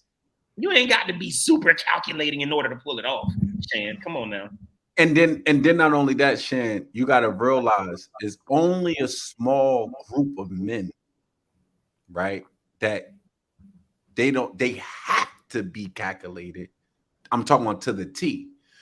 But to say women are very calculated, I remember a woman said to me, women gas like they men all the time. I'm gonna give you a prime example. When you younger, right? All that breakup game. All they got to do, they know that they piss their man off. They man want to go out and go do whatever he do for the weekend and act like he's mad at her so he can have his weekend with his friends. But when you pissed off and y'all get in an argument and you go off and do whatever you doing, she calculated that shit because she know how you're going to react. You emotional. And then when you go out doing what you're doing, she's going off and doing what the hell she's doing at the same goddamn time. Oh, they calculate the way how you react to situations, to problems, the whole 9 yards, especially when they trying to go out and do when they got their own shit that they trying to do. They know how, and they banking on your responses or the patterns that you do. Don't get it twisted. They definitely are. It might be an emotional calculation. However, they are definitely calculating some things. And a lot of these dudes out here can't outthink a woman, bro. You talking about a specific group of men. You know, I think it was 20 to 40% of men that really out here really get busy. And then like that majority of the men, bro, they don't, I seen a poll, I seen a poll, they don't really interact with women like that, bro. That's why they be all online, waiting for somebody to champion them, because they can't, the way how we would talk or hold a woman accountable in their personal, online, they try to hold women accountable. But in their personal life, man, them jokers is the rides to the clubs, them the jokers that, they, get, feeding them. Like he's just bro, come on, man. It's different. We got to separate the two. We got to separate the different types of men that this guy is actually talking about, at the end of the day. Yeah, I think the same way that men know that it's certain men that you can do it on and you can't do it on, women do as well. Women are very fucking calculated, and they've sit down and just ran plays to me that they be running on dudes, and I just sit there and just watch it happen. And these is dudes that got money, these is dudes that got a lot of women or whatever the case may be, and still, because again, women paid so much attention to detail. That's why I hate when they say that women's intuition shit, because it's not women's intuition. What it is they pay dead fire attention to a man's patterns. When your pattern switches, because they know your ass so well. And I'm talking about your woman. I'm not talking about just some chicks that you fucking with. I'm talking about your woman. She knows you better than you know you. That's a fact. So in terms of getting you to do what it is that she want to do, I feel like 95% of men, because they know how stupid and gullible we are over sex and getting that ass, they are able to puppet string us. But I think if men were more, again, adept and accustomed to that type of thing and kind of expected and know the plays and study the game and pay more attention to them, then we will be able to play better defense against that. But fact is that they don't. Just like that whole, women are better cheaters than men, blah, blah, blah, blah, blah. It's not that women are better cheaters. It's that men are not playing defense. Men are not going through your phone at night. Men are not putting trackers in your trunk. Men are not calling your homeboys and your other homeboy to make sure that the story add up. And all of that shit is master calculation, but we just don't care to do it. But that doesn't take away from the fact that your woman is constantly analyzing shit. And that's why I say I disagree slightly with Shannon, because he's right. It is for a selfish reason.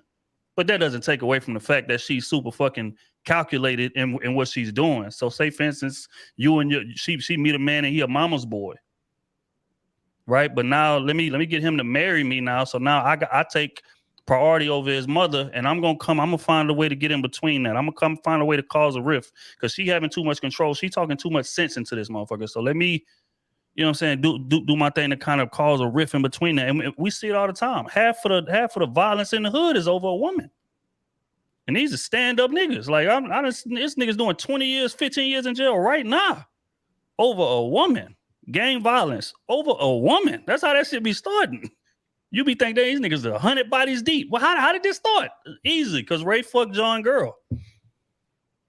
And his girl masterminded the whole fucking thing. So now he done shot him. He done went to jail. And guess what she out here doing? The same damn thing over and over again. So, you know, again, I think women are definitely calculated and are master manipulators, but we make their job easy. And that has to change. If not, then they going to maintain the level of power that they have. And they do have power. Women have literally brought kingdoms down. You seen Tiger Woods had to give up damn near $1 billion for the divorce settlement. Bill Gates, like we can go down the line. These are like super alpha, accomplished all that shit. But a woman, especially your woman, she knows you better than you know you. That is a fact. So, and because she has that knowledge, and because we make it easy, women are hellified manipulators, bro. Hellified. So that would mean that they're intelligent. That would mean that they're intelligent then. That means their man wasn't as intelligent as them. And you know, this is what I'm saying. This is what I was going to ask. I was going to ask this point to you, Ricky, because you stated that, and this no shade or anything. I'm just quick. You to know that you said that the man needs to be smarter than the woman. Mm-hmm. Now, if a man finds a woman and she's a very intellectual individual, are you saying that he shouldn't date her because her intellect is higher than his? No, I think. Kind of explain that to me. You know, when I say smarter, right, I'm thinking as far as not book smart. I'm talking about emotionally smart. You know what I'm saying? Being able to. Everybody want to say it's emotional intelligence. I just think you need to be able to pay attention to the person and know what you're seeing. You know what I'm saying? I call it common sense. Everybody else call it game. I call it common sense. You know what I'm saying? When you see certain things and you say certain things, but that's why I tell y'all to sometimes you got to put your girl through the fire, bro. I know people hate. Can you elaborate on the fire part? Put her through some tests sometimes. Right? I ain't saying. What do you mean? I'm saying sometimes you got to put her through it to see how she gonna react. Put her through what? That's what what do you mean? Through things, through some shit. Obstacles in life, like it just like what though? I don't know. Well, Russell Wilson made Sierra wait a full year before they had sex. You can give a woman a task and say, look, this car needs the registration on this car is due, but I need you to clear these tickets out, but I don't want to pay. Figure it out. And just critical thinking shit, the critical thinking tests to see what kind of woman she is. And I believe that it, just like what Trill said, right? A lot of times we make it easy for them, but we always got to have our number 2 pencil out. We always got to be on point, right? We always got to have our shit together, but the women just get the fault. They just get to come along with the glory. They get they're children. That's the part I don't understand. I don't get it. Well, listen, the thing is, right? And I agree.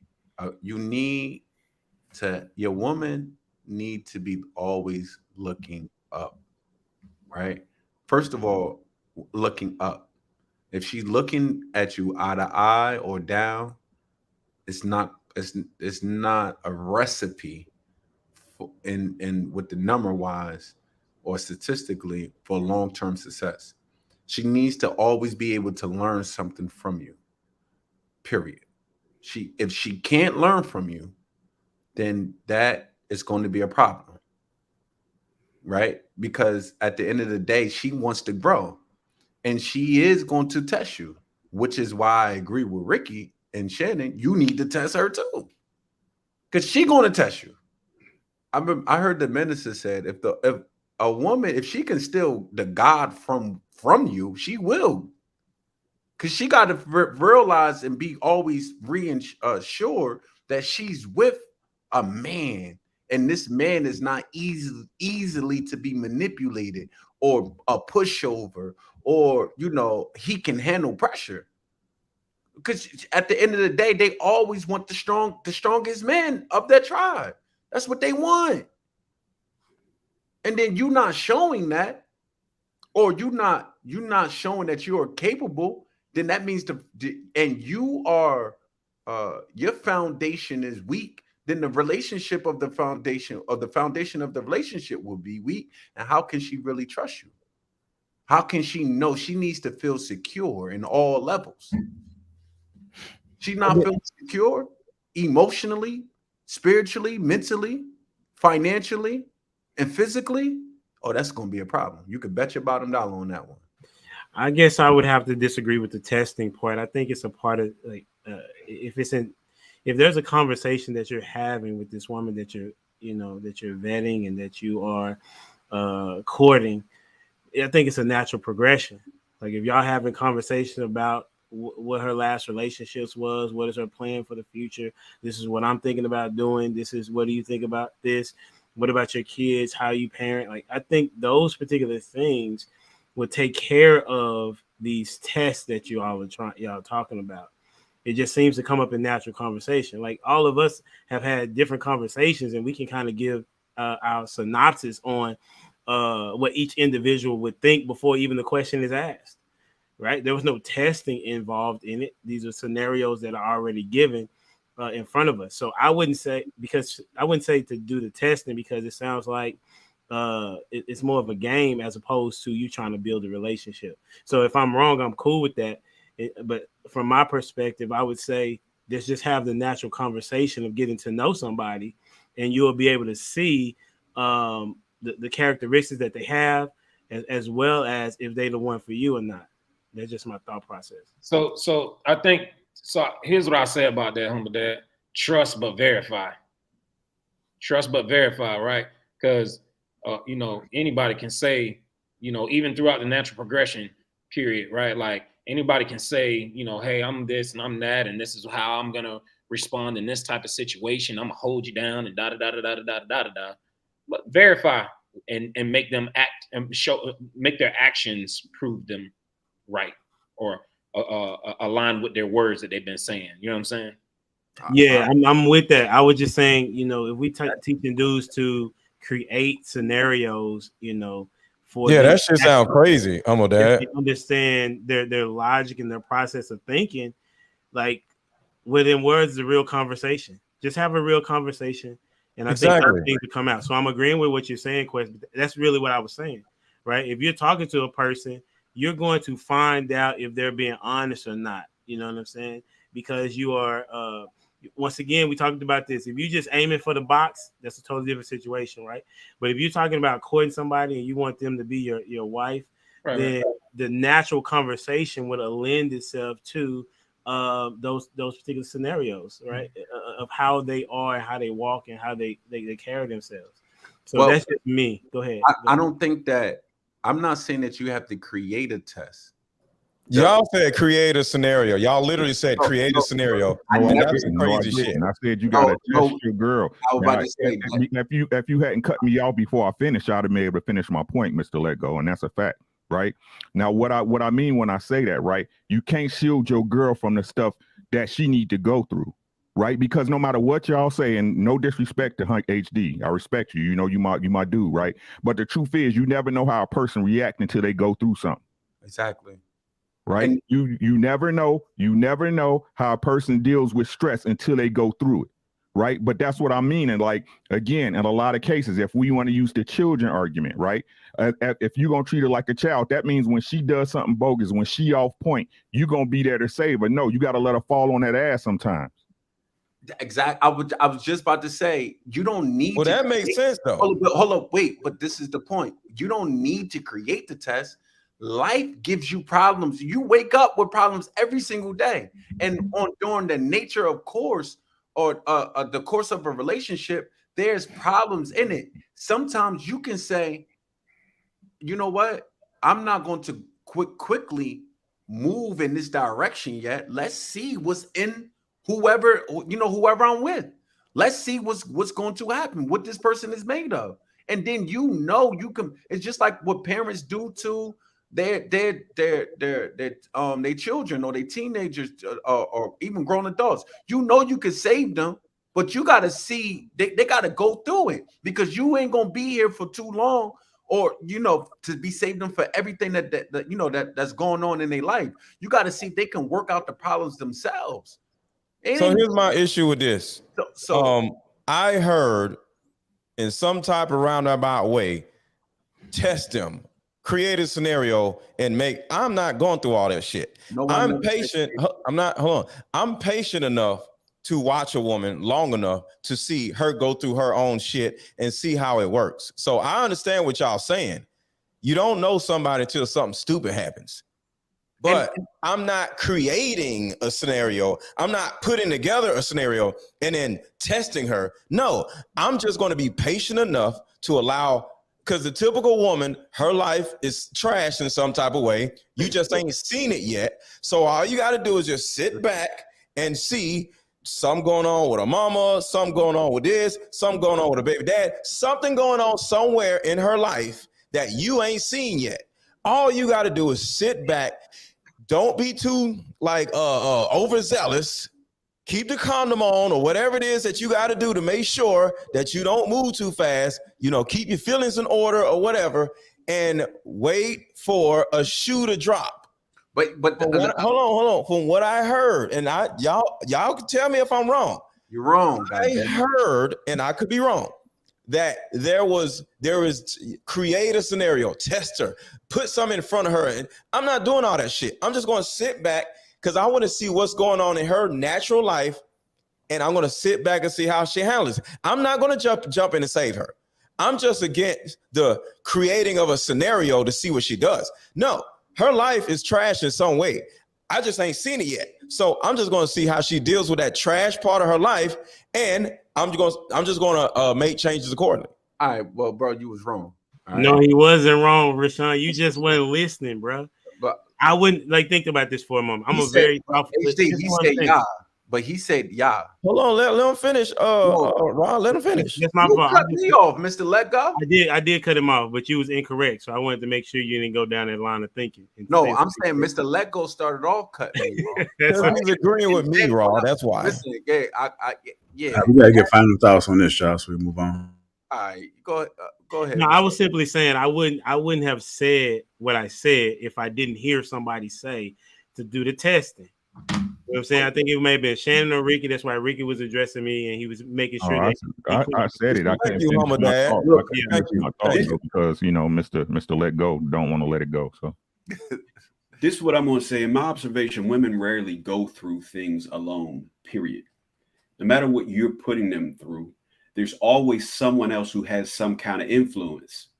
Even when it comes to them not getting the desired outcome that they want out of you, when it comes to that manipulation thing, they'll consult with their cohort, sister, best friends, mother, aunt, whoever, in order to try to figure out and strategize how to get a desired outcome out of the relationship, you or whatever it might be.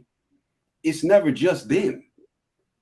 You know what I mean? So that even goes back to how Trill mentioned, listen, we don't even want to put forth enough effort to even, tap in to that level, but they do. They got the time. They make the time. They make the time. And that's the difference between us. And you think you're just dealing with her. Listen, there's always somebody in her life that knows more about you than what you think they know or should know about you. Why? Because they talk. This is what they do. It's not just you and her when it comes to these things. This manipulation thing, if you're not aware of it, then that's even better. You know what I mean? Listen, you can't. Definitely say this, Rio. I would definitely say this, and I'm ending on this for me. Sometimes, and this is King Talk, so we talking about men with dealing with women. Say no sometimes.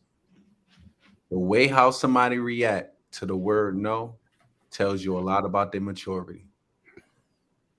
The way how people react to the word no, when they can't get their way with you, the way how they feel like they need to get their way with you. And See how they react to that. I'm trying to tell you, you'll see the level of maturity that they have. And women, you should do the same thing with men. But right now, we're talking about men interacting with women. All right, there you go. Guys, just tuning in. Welcome to King Talk. Make sure you get them likes up. Also, make sure you subscribe to the channel. We said super chats, Ricky. You on mute, just so you know. Yes, sir. Is what it is. $5. I rock with crew, but that 56 string let go may had me worried. Very unlikely. So if I tell my wife a strange guy has been stopping by the neighbor's house, that's gossip.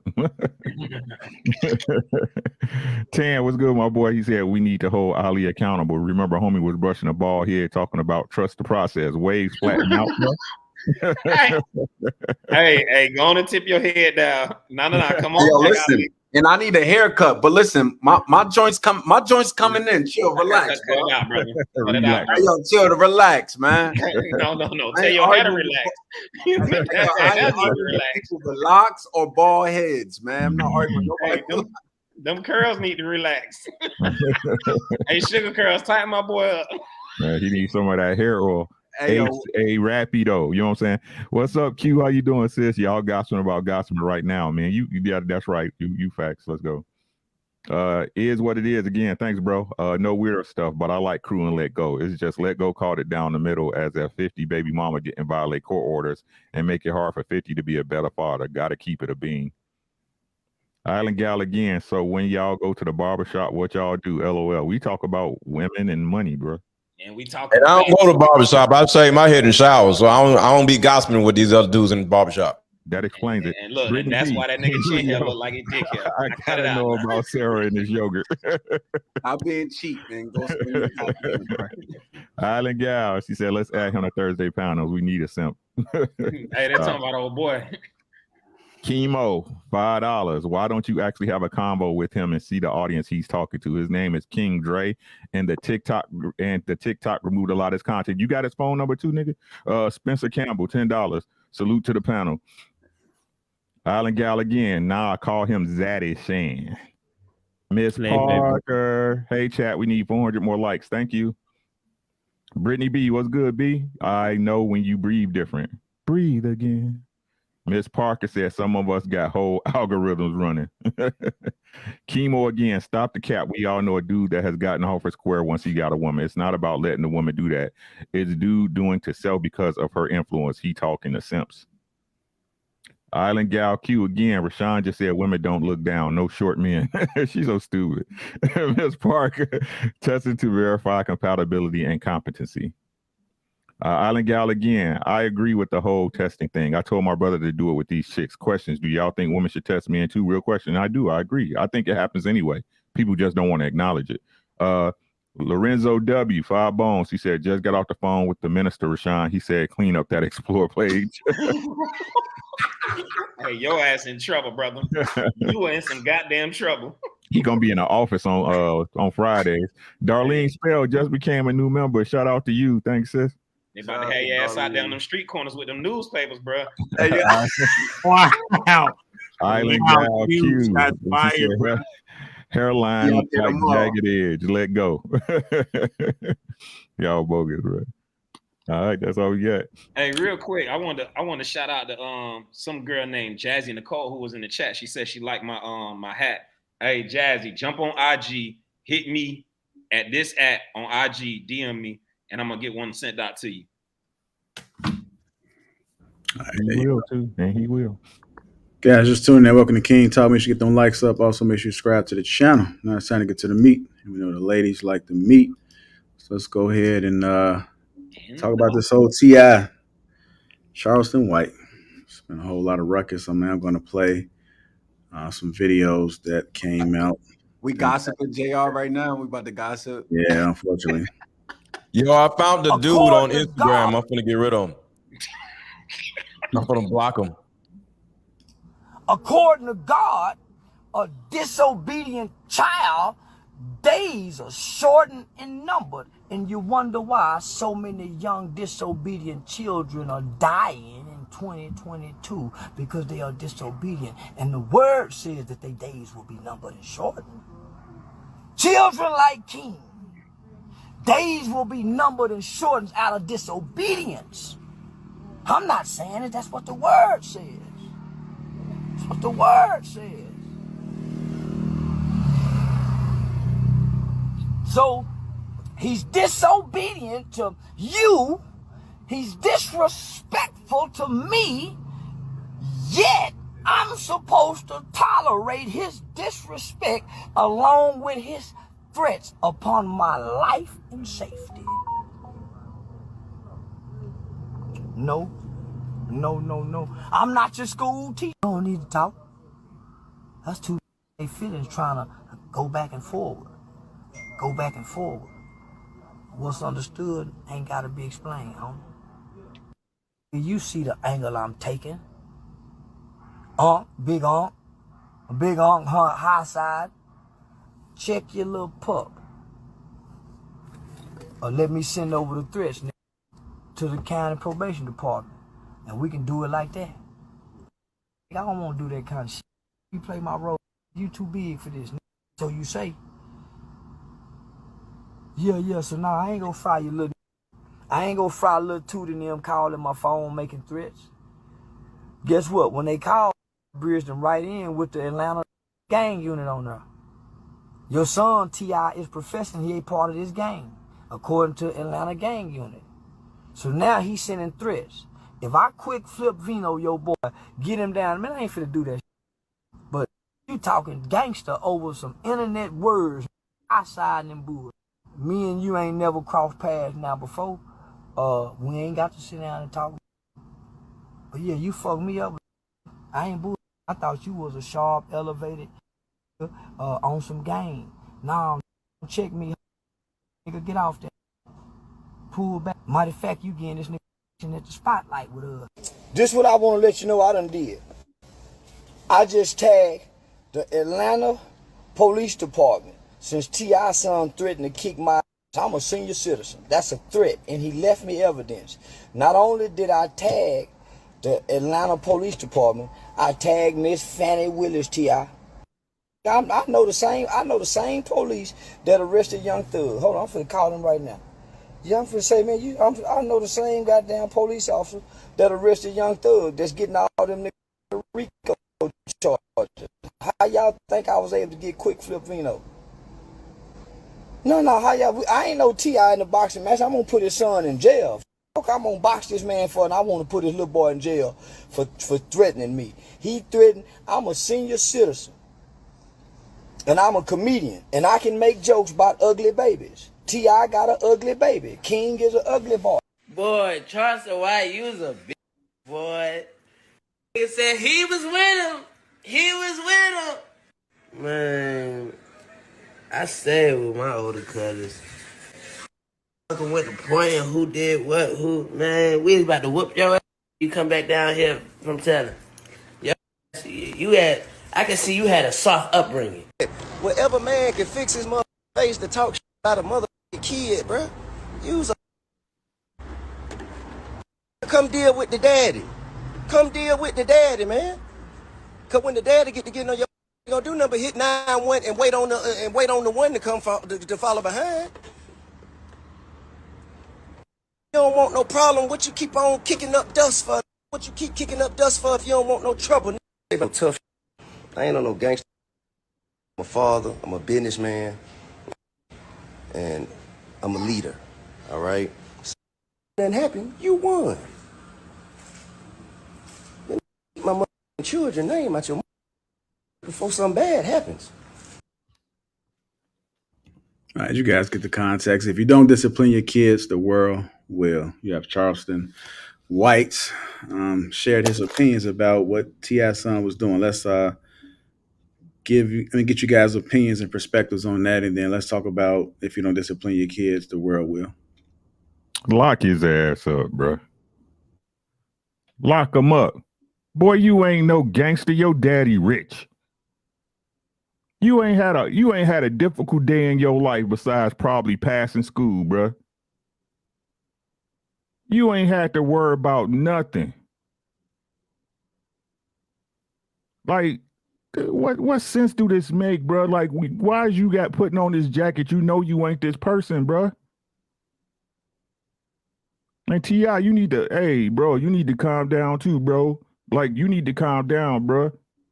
You need to calm down. That boy 18 years old. If he out here doing crazy shit, bro, he gonna have to pay the toll, bro. He obviously ain't got no respect for you to even try to put you. Why is he putting you in a situation like this in the first place? Right? Why is he even putting you in a situation like this in the first place? Man, let the cops lock his little goofy ass up, bro. These motherfuckers, they act like fat meat ain't greasy, bro. Sit back and live the lifestyle your parents provided for you, bro. What was the point if you still out here acting like? Oh, they weird. I keep telling these people weird to me, bro.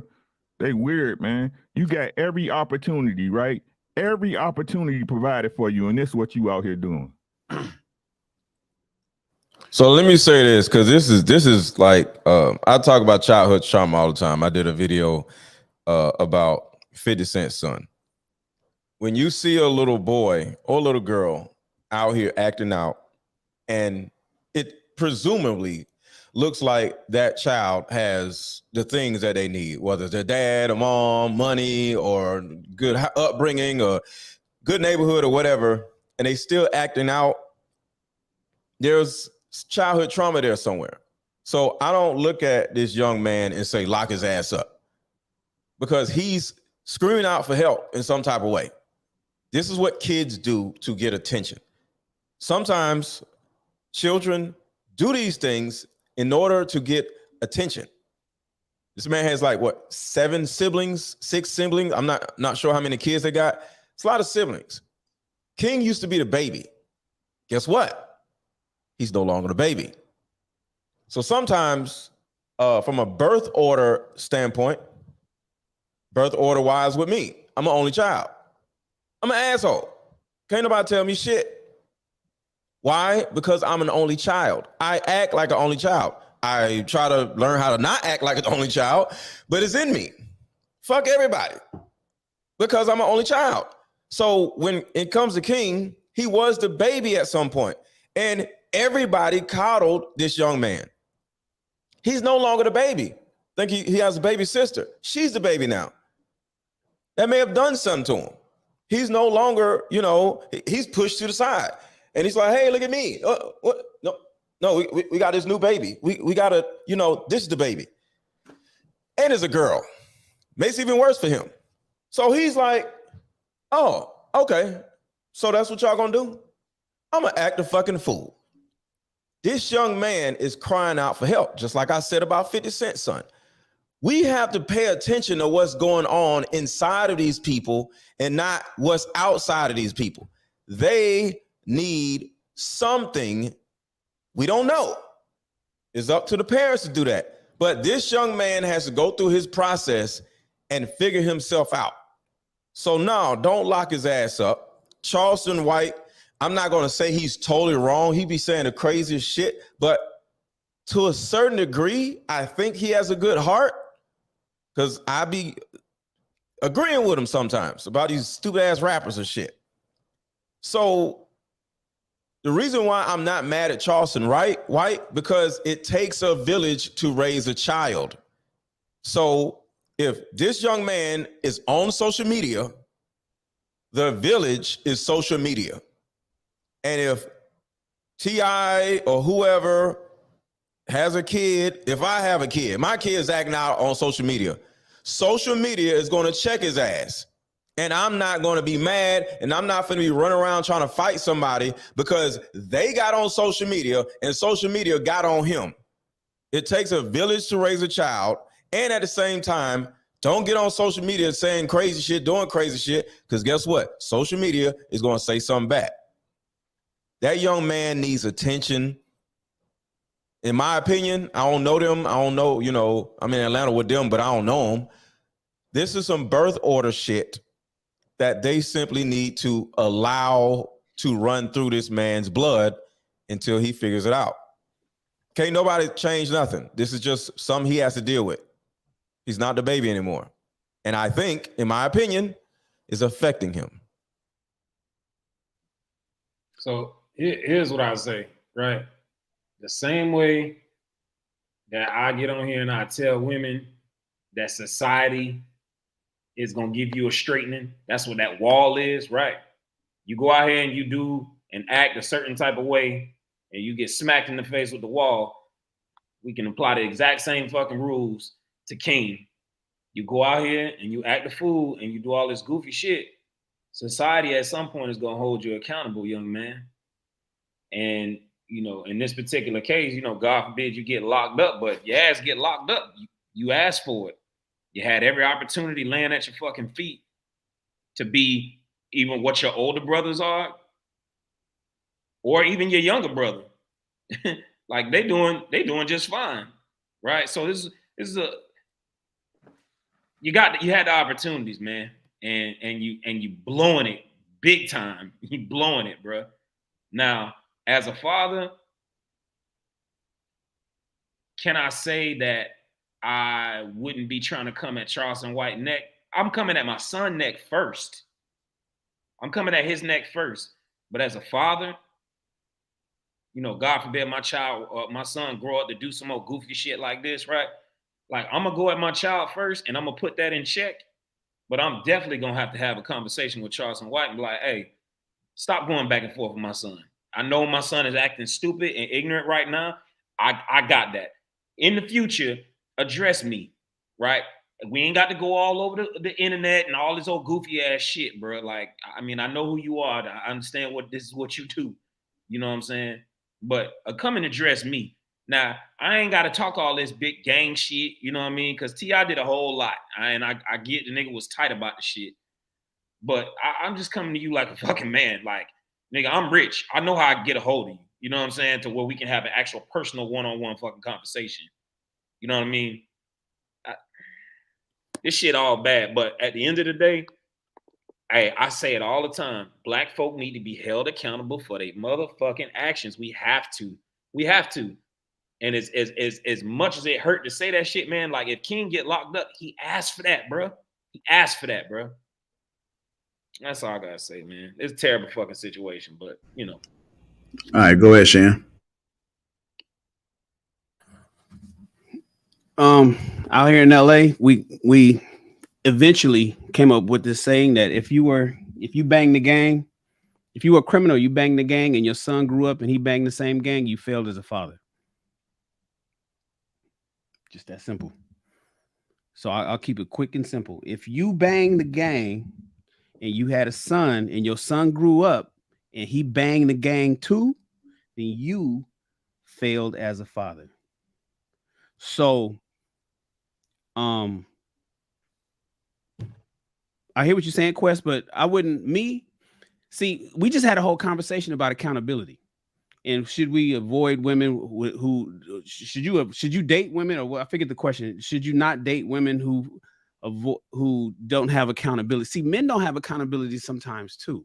And I get it. T.I. got to do what he's doing, but I wouldn't have a problem if a Charleston White if Charleston White or a guy like Charleston White came at my son and my son was doing that fucking shit. And I got two sons. I'm the whole, see, I grew up, Frank's mama whooped my ass, and then Derek's mama whooped my ass, and then the phone call beat me home, and then I got another ass whooping when I got home. I grew up, my principal had a paddle. I got paddled, and ladies and gentlemen, I was in the era that we got paddled in school. Principal had a paddle looked like a fucking ping pong, or it looked like a goddamn. Yeah, with some tape on it. With some tape on it. They used to crack that motherfucker right across your ass, and you would see it snap. And drilled holes in the motherfucker so it moved swiftly through the wind. That's me. My sons now, right? My oldest son is in second grade. My next son is in preparatory school to go to kindergarten. And they always say, they said it, when you drop him off, boy, he has a great day. When dad drops him off, he has a great day. Can we call you? Because they know. And I tell them, I said, There's nothing that you can do outside that. I'm not that parent. I'm not that parent. What happened? What? Don't touch my son. Don't talk to my kid like that. No, I grew up in an era where it was parents versus kids. Period. Parents was on one side of the fence and kids was on the other. Even if the kid was right, you was wrong. So I'm on some. What the fuck you do? Well, well, what'd you do? And the teachers appreciate that shit. All the teachers appreciate Shan. Because I'm not that parent that be like, well, I don't like how. Well, what did you? Well, did you speak to my son? Would never do this. That's what I heard. I'm not that, I heard that a lot. I'm like, nah, because we know our children. So my thing is, listen, if you bang the gang and your son grew up and banged the gang, you failed as a father. And so if you got a situation where Charleston White is on your son's ass, I'll be looking at my son like, what the fuck is going on? And where did I fail? Where did I fuck? This is the accountability discussion we had about an hour ago. Where did I fuck up? That he would be on my side. I want this kind of guy to say my son is amazing. That's all I want. I want this guy and the entire world to say my son is amazing. But I'm sitting there, we're looking at this big ass neck tattoo and talking all that shit and talking like he graduated high school, sound like he don't have any command of the English language and shit. Look, it's just come on, man. God damn, when are we gonna stop this fucking cycle? Like for real? I'm looking at that. I'm thinking of all the homies from 1988. I graduated high school in 89. I'm seeing the same shit in 2022. Come on, man. So no, I'm not really gonna trip because I'd have to say, with the accountability that men typically take, where did I fuck up? That I got this dude from Texas talking shit about my son over here in Atlanta, and I'm not gonna get on my phone and be like, "Well, come at the daddy." You just come at the daddy. I'm a businessman and I'm this, but it's gonna be no, I ain't gonna say that to him. I'm gonna say, "Hey, man, I appreciate you, bro. I appreciate you." I'm about to get. But then I guess if I was that kind of father, my son wouldn't be in that See, that's why what ifs are meaningless, because the kind of father I am, my children ain't gonna get no fucking tongue lashing from Charleston White. So it's almost like we're it's hypothetical in a situation that probably would never happen. But that's what I'll land right there because I know I could be long-winded. Thank you, guys. Yeah, I think it just boils down to like I think it boils down to like that's what's wrong with our culture, just in general.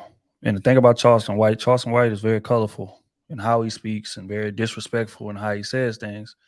But if you break it down to the root, 9 times out of 10, he's right. He done said disrespectful stuff about King Von, who was one of my favorite rappers. You know what I'm saying? And just a multitude of other Lil Durk he talk about, Young Boy, he done said disrespectful things about. And these are some of my favorite rappers. But at the end of the day, they are perpetuating and they are glorifying what is wrong with our community. And if you are an adult with any kind of sense, then you're gonna know that what he's saying is right. Now, again, the way about in which he does it, I feel like it's gonna get his head knocked off eventually. It done almost happened a couple times. I think Soulja Boy and them ran down on him, but he had pepper spray one time. And then that incident King them talking about, they had him surrounded, and the police came and he was out there. Yeah, police, it was all of them. Locked him up. Yeah, it was him too. But he it's funny, but again, Charleston White just said from the gate, I'm not about to be out here fighting and shooting with y'all. Y'all play with me, I'm calling the police. I remember somebody was on Instagram one time threatening him on live. He got right off the live and called the sheriff on while he was still on live with his other phone. Yes, sir, officer. Yeah, such and such just got off the live. He threatened me. I saved the video. I got it right here, officer. What's your email? I'm gonna send it to you. Right. Like, so it ain't no secret how he's gonna respond to those situations. So again, I think it boils down to parenting. T.I., certified street nigga. You should be able to differentiate. That's not something to play with, right? So if my son is even engaging in something like that, my street sense is gonna kick in. Hey, son, no, that's not it, because he's not playing by the same rules again, he shouldn't be a street nigga to begin with. But if you're gonna play in these streets, then I got to give you the rules of how this shit go. He playing by a different set of rules than you playing by. To whereas you feel like, oh, I can just go put hands on him and that's how I get my give. You can go do that and he gonna call laws and your ass gonna go do 15. So, but again, I think just to bring it back to a macro level, it boils down to what is wrong with our culture. right? Of why somebody that's privileged, why somebody that has money will feel the urge to go out there and gangbang, or feel the urge to go out there and shoot at people and fight and do all kind of stupid shit like that, even though his parents got millions in the bank. The reason is because our culture praises violence. That's just what it is. We done said on this platform plenty of times. I know in my neighborhood, like I said, violence is currency.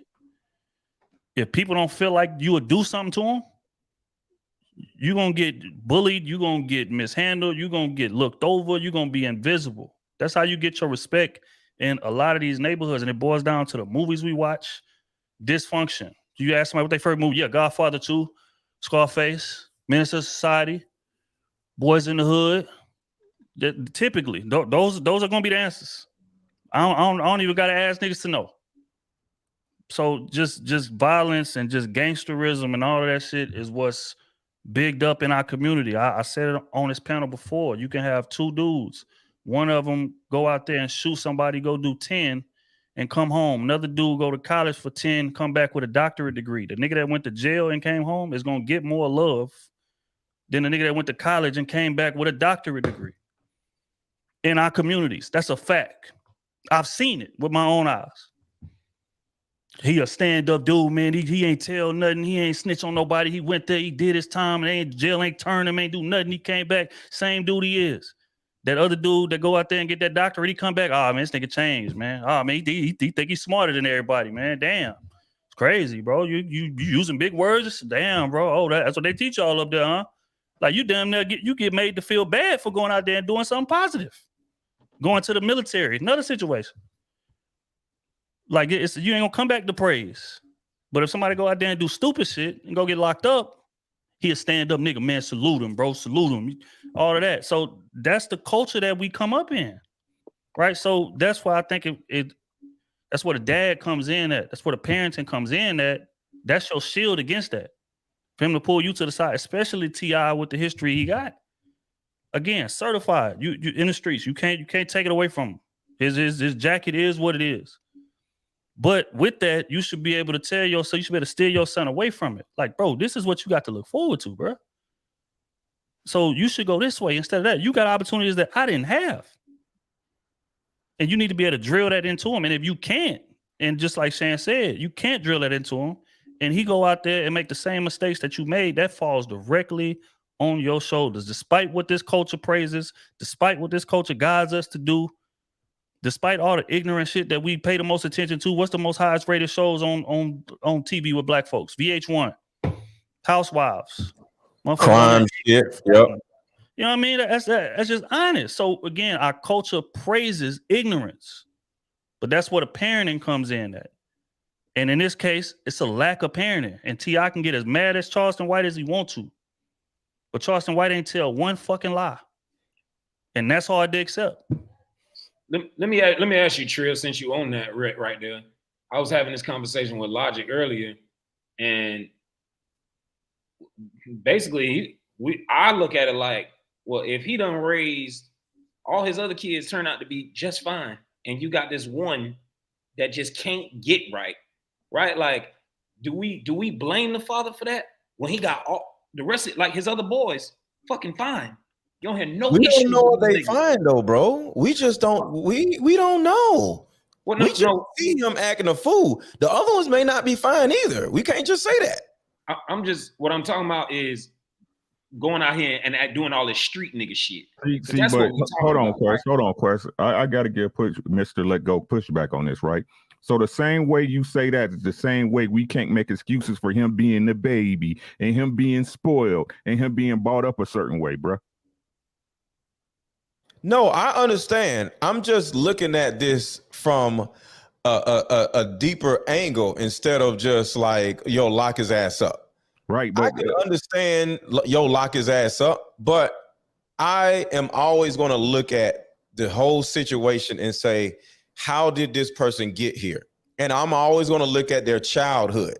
And when you look at a person's childhood, most likely that's where it stems from. So when you, just like y'all saying, out of all his kids, why is this one kid acting like this? I watched T.I.'s show for years. King, you got to remember, his name is King, Nobody else's nobody else in his family has a name like King. This little boy, he was the only one who was able to come in there all white room, and he come in there and spill all kinds of shit. They won't say nothing. They literally babied this young man, like, because he was a baby. But at some point, they had another baby, and he did not get the attention, in my assumption, that he used to have, and he started to act out.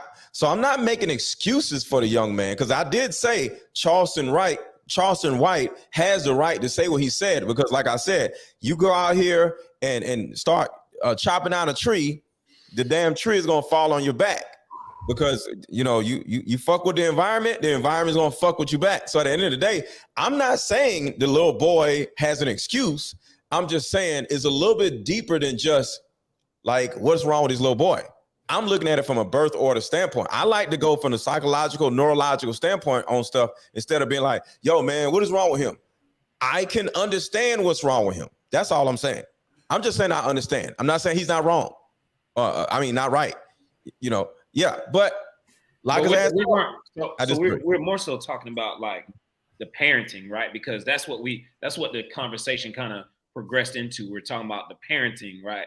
So that's why I was kind of asking Trill, like, can we blame T.I. if all the rest of his kids turned out right or okay to the public eye, right? You know what I'm saying? We, like you said, we don't know if they're all right or not, but to the public eye, they seem fucking fine, right? And we got this one who just don't know how to fucking act. But see, Quest, look. And they ain't all grown up. Plus, it's 3 girls older than him. It's only 1 boy older than him. Yeah, it's an older girl.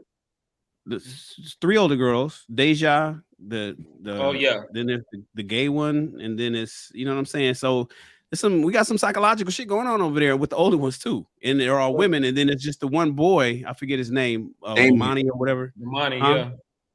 I was talking about the boys, right? Right. But go ahead, look though. Let's say that all of the other kids are perfectly fine. Right. I would answer that question that Quest asked with the scenario. So everybody up here done play ball. Right. So if I got 11 players on the field and I got 10 of them doing what they supposed to do, game close in the motherfucker, it come down to the last play, and one player do something wrong and lose us the game. As a coach, as the leader of that team, I can't come to that panel and say, well, I mean, shit, man, look at the rest of my players, whatever. Hey, well, what that player did, they ain't got shit to do with me. That ain't my fault. You know what I'm saying? I coached him. I told him what to do. That ain't my fault. He did some other shit I ain't got to do with me. You cannot do that when you're in the leadership role. And as a parent, regardless. Strong is the weakest link. Right. And that's just what it is, because at the end of the day, you know what else is like pivotal to this discussion, and I don't want to get it overlooked. Like every player, staying on the sports analogy, like you bring the best out of that player with different types of coaching. Certain players you can yell at, get on their ass. Certain players you got to kind of finesse them a little bit. You got to pull them to the side and give them that talk. But it's your job as the leader to know what's going to bring the best results out of these players. Same thing with parenting kids. You could have 3 or 4 kids. All 3 or 4 of your kids could be completely different. Because me and my 2 sisters are completely different. But as a parent, it's your job to know your kids inside and out. Know what's going to motivate them. Know what's going to get through to them. There's certain kids you got to yell at. There's certain kids fuck up and you just give them that look, which was how I was. Give them that look and just shake your head. And then that kid will see your disappointment. And that right there will change his behavior. But if you try to raise all your kids the same way and think, well, shit, why one of them went out there and did that? It's because, again, it falls back on the parent. You didn't identify what it was going to take to get through to that one kid. And regardless of whether or not you might have said it briefly or you might have gave him the lesson, but it may not have been in the way that he took it right. But regardless, that's your kid. So if he go out there and fuck up, that falls to your footsteps. Because you're the one supposed to be giving him the most tools. I want to get some other people in there that haven't spoken yet. And it's multiple parents, too. Remember. I haven't spoken either, JR. Okay, my bad. Different daddies, different baby mamas. Go ahead, y'all. We'll go to Ricky then, Ali. Go ahead, Ricky. I got to get pushback because I understand 100% what Trill's saying. You tailor the lessons, right, for the person, right? But again, what they say on the Matrix, Shannon, the issue is choice, right? So no matter how I cater my lessons, no matter how much effort I could put into the right ones, right? And to my own children, what y'all got to learn to understand is that children are going to go their own way. Facts. At the best you can do, y'all, maybe you ain't lived enough life to see it. No disrespect. You know what I'm saying? But you going to find out, right? No matter how much you imbue into a child, as hard you try, T.I., no matter what y'all say, we can use the T.I. example. All the resources in the world, every single opportunity, right? I got to say this again because let's tell the truth, we don't know the relationship between T.I. and King. We don't know, right? But if we're assuming, we got to assume, right?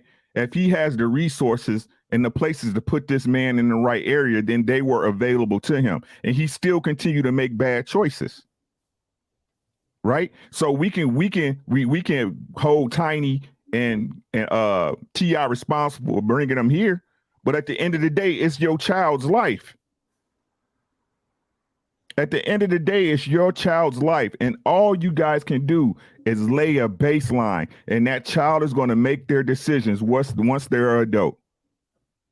Right? Am I saying it's right or fair? No, but that's really how it's going to work. And I pray, right, that your child follows the lessons that you leave down. I pray. I was just about to say, you know, being in the nation, we deal with, the nation is nothing but rejects, hard-headed people. That's what the nation is built of. People who everyone counted out of. The ones that, drug dealers, robbers, prostitutes, the whole 9 yards. That's what the nation is made of. Every day I deal with, I'm in my hood talking, grabbing some, a whole bunch of kings. Then, right, rather they from poor or rich, maybe the good kids from the next city over that's trying to be down, and they in the projects knowing that they had better resources. Listen, the crazy stage in everyone's life, the biggest mistakes that most people make in their life is between the ages of 15 and 25. 15 and 25, that decade, psychologists call it the crazy stages, where you're liable to do most of the biggest mistakes that you do in your life. Since Charleston mentioned the Bible, right? And we want to put it back on T.I., the Bible says God is not a respecter of person. That means just because daddy is great don't mean that the son is great. In fact, if we go in scripture, most of the prophets, they children, right? A lot of them went their own separate ways. There's only very few of them that didn't. So now these is messengers and prophets of God. Are you saying they ain't raised their children right? They was guided. So because a child not listening, because obedience is better than sacrifice, you can teach, Ricky said it, you can teach your child whatever you want. You have to pray that they adhere to what you're teaching them. I don't think that T.I. raised his son to be disrespectful to people. I'm going to assume the best. I don't think that T.I. was out here raising his son and told his son to be in the gang or hang around gang members or act, disrespect adults. I don't think T.I. raised his son to do that. So at the end of the day, and yes, we can go into reasoning, and I like what Mr. Let Go said. Yes, it's reasoning to everything, but at the end of the day, I think what makes us successful, the reason why the nation is one of the highest, we have the highest reform rate of our people, is because while knowing the reason and having understanding, but at the same time, we hold you accountable. Like, I understand why. But at the end of the day, we not going to make no excuses for your actions. No, 18 to us isn't no grown man, a grown ass man. Right? No, it's not. He's still a teenager in the eyes of most adults who got grown children, knowing that 18, isn't no, you're not no grown man. However, he has choices. He has choices. I don't think that locking him up isn't the answer, because there's a whole bunch of us that's locked up. There's a whole bunch of us that's locked up, and it's a revolving door. It's called, if I get the word right, recidivism. It's a revolving door. They still do the same crime and go right back. So obviously, jail isn't a real rehabilitation for us.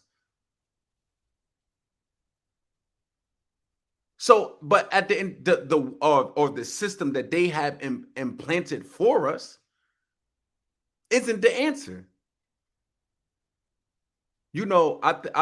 I agree with, I think, what Shannon was saying. If King, You gotta go ahead and land the plane, Ali. I got you. You know what? I'm gonna let it rock out. Go ahead, and I'll pick it back up. Go ahead. You right. Yeah, I just want to try to keep everybody engaged. Sometimes it's like being at a sermon. This is what I'm gonna say. I'll say this. I'll say, Rashawn, what you said was spot on. Honestly, I think that was spot on. But there's a reason why what you said versus what Charleston White said, why you will hear it, but what Charleston White said will go viral. It's because he uses disrespect in order to communicate his message. At the end of the day, even in the bottom of this subheader, Charleston White disrespects T.I. Yes, he actually did. He was disrespectful in the way that he communicated his message. We as men, we have to stand behind what we say. So if you say, and if another man wants to address you for the way that you communicated, something that impacts him directly or about him directly, and you communicate it in a disrespectful manner, you get dismissed from that because I'll call the authorities if things get out of hand. I don't even want to talk to you. Come on, that's bitch behavior. I'm sorry. It just is. That's a bitch. I'm just being honest. Maybe I haven't grown enough yet, but in my eyes, that's what I see. That man say he a senior citizen. Yeah. Now he a senior citizen though. We'll use that card when it's convenient. Most of the senior citizens that I see and respect don't look and talk like that. But they actually do, though. Senior citizens disrespectful young people. I said that I've seen. Most of the senior citizens that I know don't even know King. I'm just be honest. You know what I mean? But what I'll say is this: regardless of what the details of that, he was being disrespectful in the way that he communicated about another man. But I won't take your call. Don't try to talk to me face to face. I don't want to hear anything back. I'll call the authorities if things get out of hand. No, you're a man. Rashawn mentioned the nation, right? And it could just be me. I've never seen someone in the nation not stand on something they said and say, oh, I'm going to call the authorities if somebody get bent out of shape about it. You as a man, listen, I've seen people say something in the chat and listen, if they say the wrong thing, one of us on this panel might have to address them. You know what I mean? Because this is what we do as men. It's what we do. I'm sorry. Who is he and why does he get a pass? Because this was standing behind what he says. I'm sorry. Go ahead. Standing behind what he says. I'm not talking about whether or not his message is right or wrong. If you disrespect another man, you have to stand behind it. Or why should anybody respect you? You don't have to be accountable, but everybody else does. Who gets a pass for being accountable for disrespect? I'm sorry, that's ridiculous. Now, if Rashawn can communicate the same message but do it in a respectful manner, why can't he? I don't think anybody would feel disrespected by what he said, and the fact that he's willing to say, listen, He opened up with, listen, the nation is full of rejects. He's telling you, listen, the reason why I can go out here and I can minister to the youth is because I've been where they've been, where they are. I'm not judging you. I'm telling you that this is what you need to do in order to be able to turn around your life before you hit somewhere to where you can't turn back from. How do we expect to get respect from the youth if we aren't respect worthy? You're not carrying yourself like a man. If you can't carry yourself like a man, don't talk to me at all. You know what I'm saying? Like, that's the thing. Like, we have to be cognizant of how we are delivering these messages. Don't nobody owe you respect because you're Charleston White. Who is that? Like, who is it? Before social media, who are these people? You know what I'm saying? Like, at the end of the day, I judge you. I don't care who you are, what your name is. I judge you by how you carry yourself as a man. That's it. That's the only thing that I can take to the bank is how I've observed how you carry yourself as a man. And that's not what he demonstrated. Yes. Well, T.I.'s son, to answer the other part of the question, society will have no mercy on his wrongdoings. There is no sympathy for young black men in this world, period, at all.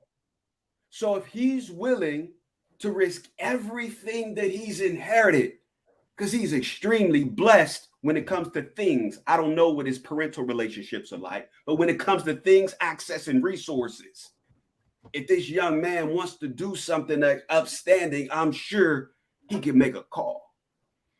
You know what I mean? Now, why he's wasting time, why he's wasting resource, knowing that there are some people in his very position that are probably sharing a cell with him when he fucks up, that don't have a fraction of the resources that he has. These are things that he needs to think about. You know what I mean? But at the same time, let's be honest, that's real. Yeah. I need to say this, man, because it's something that you're not seeing. Charleston White is just a representation of the environment. If it ain't Charleston White, it's somebody else. This man, whether you want to look at him or not, senior citizens, if you know, we're just using that because he said it, they are disrespectful. You ain't never played on somebody's grass and you got this mean ass old man jumping out with a bat. Get off my lawn, I'll beat y'all. And you're like, yo, why is he so angry? We've all seen that. And that person is actually an integral part of our community because he's the only person that is a big enough asshole to call out the parents and say, get your little badass kids off my lawn. Hey, if your kids come back over here, I'm gonna call the police on them. Charleston White is that old man that is holding the other parents accountable. We need people like that. See, we as black people, we sit around making excuses for our little badass kids. We need people like Charleston White. We don't need to get. I'm not talking about making excuses for our kids. He said he's gonna call the police. Charleston White don't want to fight no damn T.I. He's telling T.I., get your little badass child off my damn lawn. That man don't need to get beat up because of that. Same shit happened in our community. When we grew up, we need that. Because guess what? These other parents are too pussy to goddamn say something about somebody else's child. We need the Charleston Whites out here to call out these stupid ass people, stupid ass parents, stupid ass kids, stupid ass black people. I'm sick of this shit.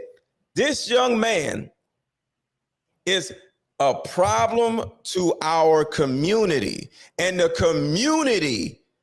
community is just simply responding to what this man's son is doing, and there's nothing wrong with it. This is his child. His child on left the house, and he's out here disrupting a community. And the community, not Charleston Wright, the community is like, whose little badass kid is this?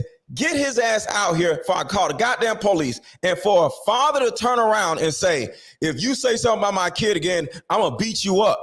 You are a disrespectful parent. So the disrespectful person ain't Charleston White.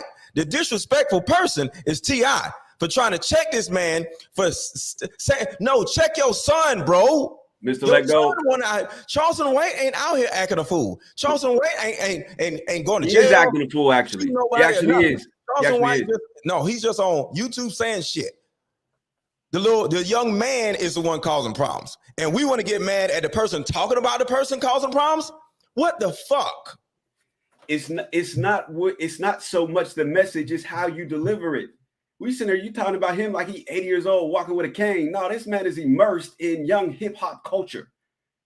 He wearing big chains and driving around in big trucks and talking shit and targeting rap figures and people who are involved in shit. This ain't get off my grass. It's bigger than that. Some of the shit that he's saying, honestly, in the way that he's saying it, puts him in danger. And then you're going to add the fact that oh, if you do this, well, I'm going to call the authorities. Now you're taunting. What Trill said that was absolutely accurate is King has to recognize he's dealing with a different individual. He's dealing with somebody listen, that's like you're going to sit here and threaten a rat. That's crazy. You might as well just sign up to go to jail. That's what that is. You know what I'm saying? So from that perspective, he should know and understand that, because it's the same thing. If somebody is literally trying to bring a reaction, because that's what it is. People get on the internet to get a reaction. Okay. When somebody's trying to bring a reaction from you, which then it influences other people to tune in, his following grows and his name becomes something. This ain't just your normal old man. This ain't somebody to get off my grass. This man got a strategy. It's a dangerous strategy, but it's a strategy. Let's not pretend like he's not doing these things with intent. Can I say something real quick to that, to the point that he's saying? Yeah, go ahead. I watched a clip. I think it was Charleston White, and he was going off on another rapper that I can't think of his name because I don't listen to him a lot, but he was being very disrespectful to him. He said he had changed, he had been locked up and everything, and he was just going off on him, right? And so then the rapper, he responded in a totally different manner. There was no disrespect. It was he was like, brother, if you see me being this way, it's because things have changed for me. I was locked up and now I'm out. I eat different. I work out, and my life is different. Kevin Gates, some of that. That's what you're talking about. I appreciate that. Yes, Kevin Gates. And he was like, you could have came at me differently, but I'm showing nothing but love to you. That's what Kevin Gates was saying to Charleston White. Charleston White then responded and apologized and fell back and held himself accountable and said, you know what? I was wrong for that. So to King Rio's point, it's not as if Charleston White doesn't know that particular type of message would potentially work, because it did. Like the way that Kevin Gates came at him, he was appreciative of it, right? So the way that we talk in our delivery does matter, right? Because if we are trying to reach somebody, right, and we don't have a rapport with them, yelling doesn't work. Okay, it just doesn't. With your kid, you have a different rapport. Your coach has a different rapport, right? Your wife, your husband, different rapport. They can yell at you to a certain degree, right? But if you don't know me at all, like there's no way that I'm listening to what it is that you're saying in order for me to change, right?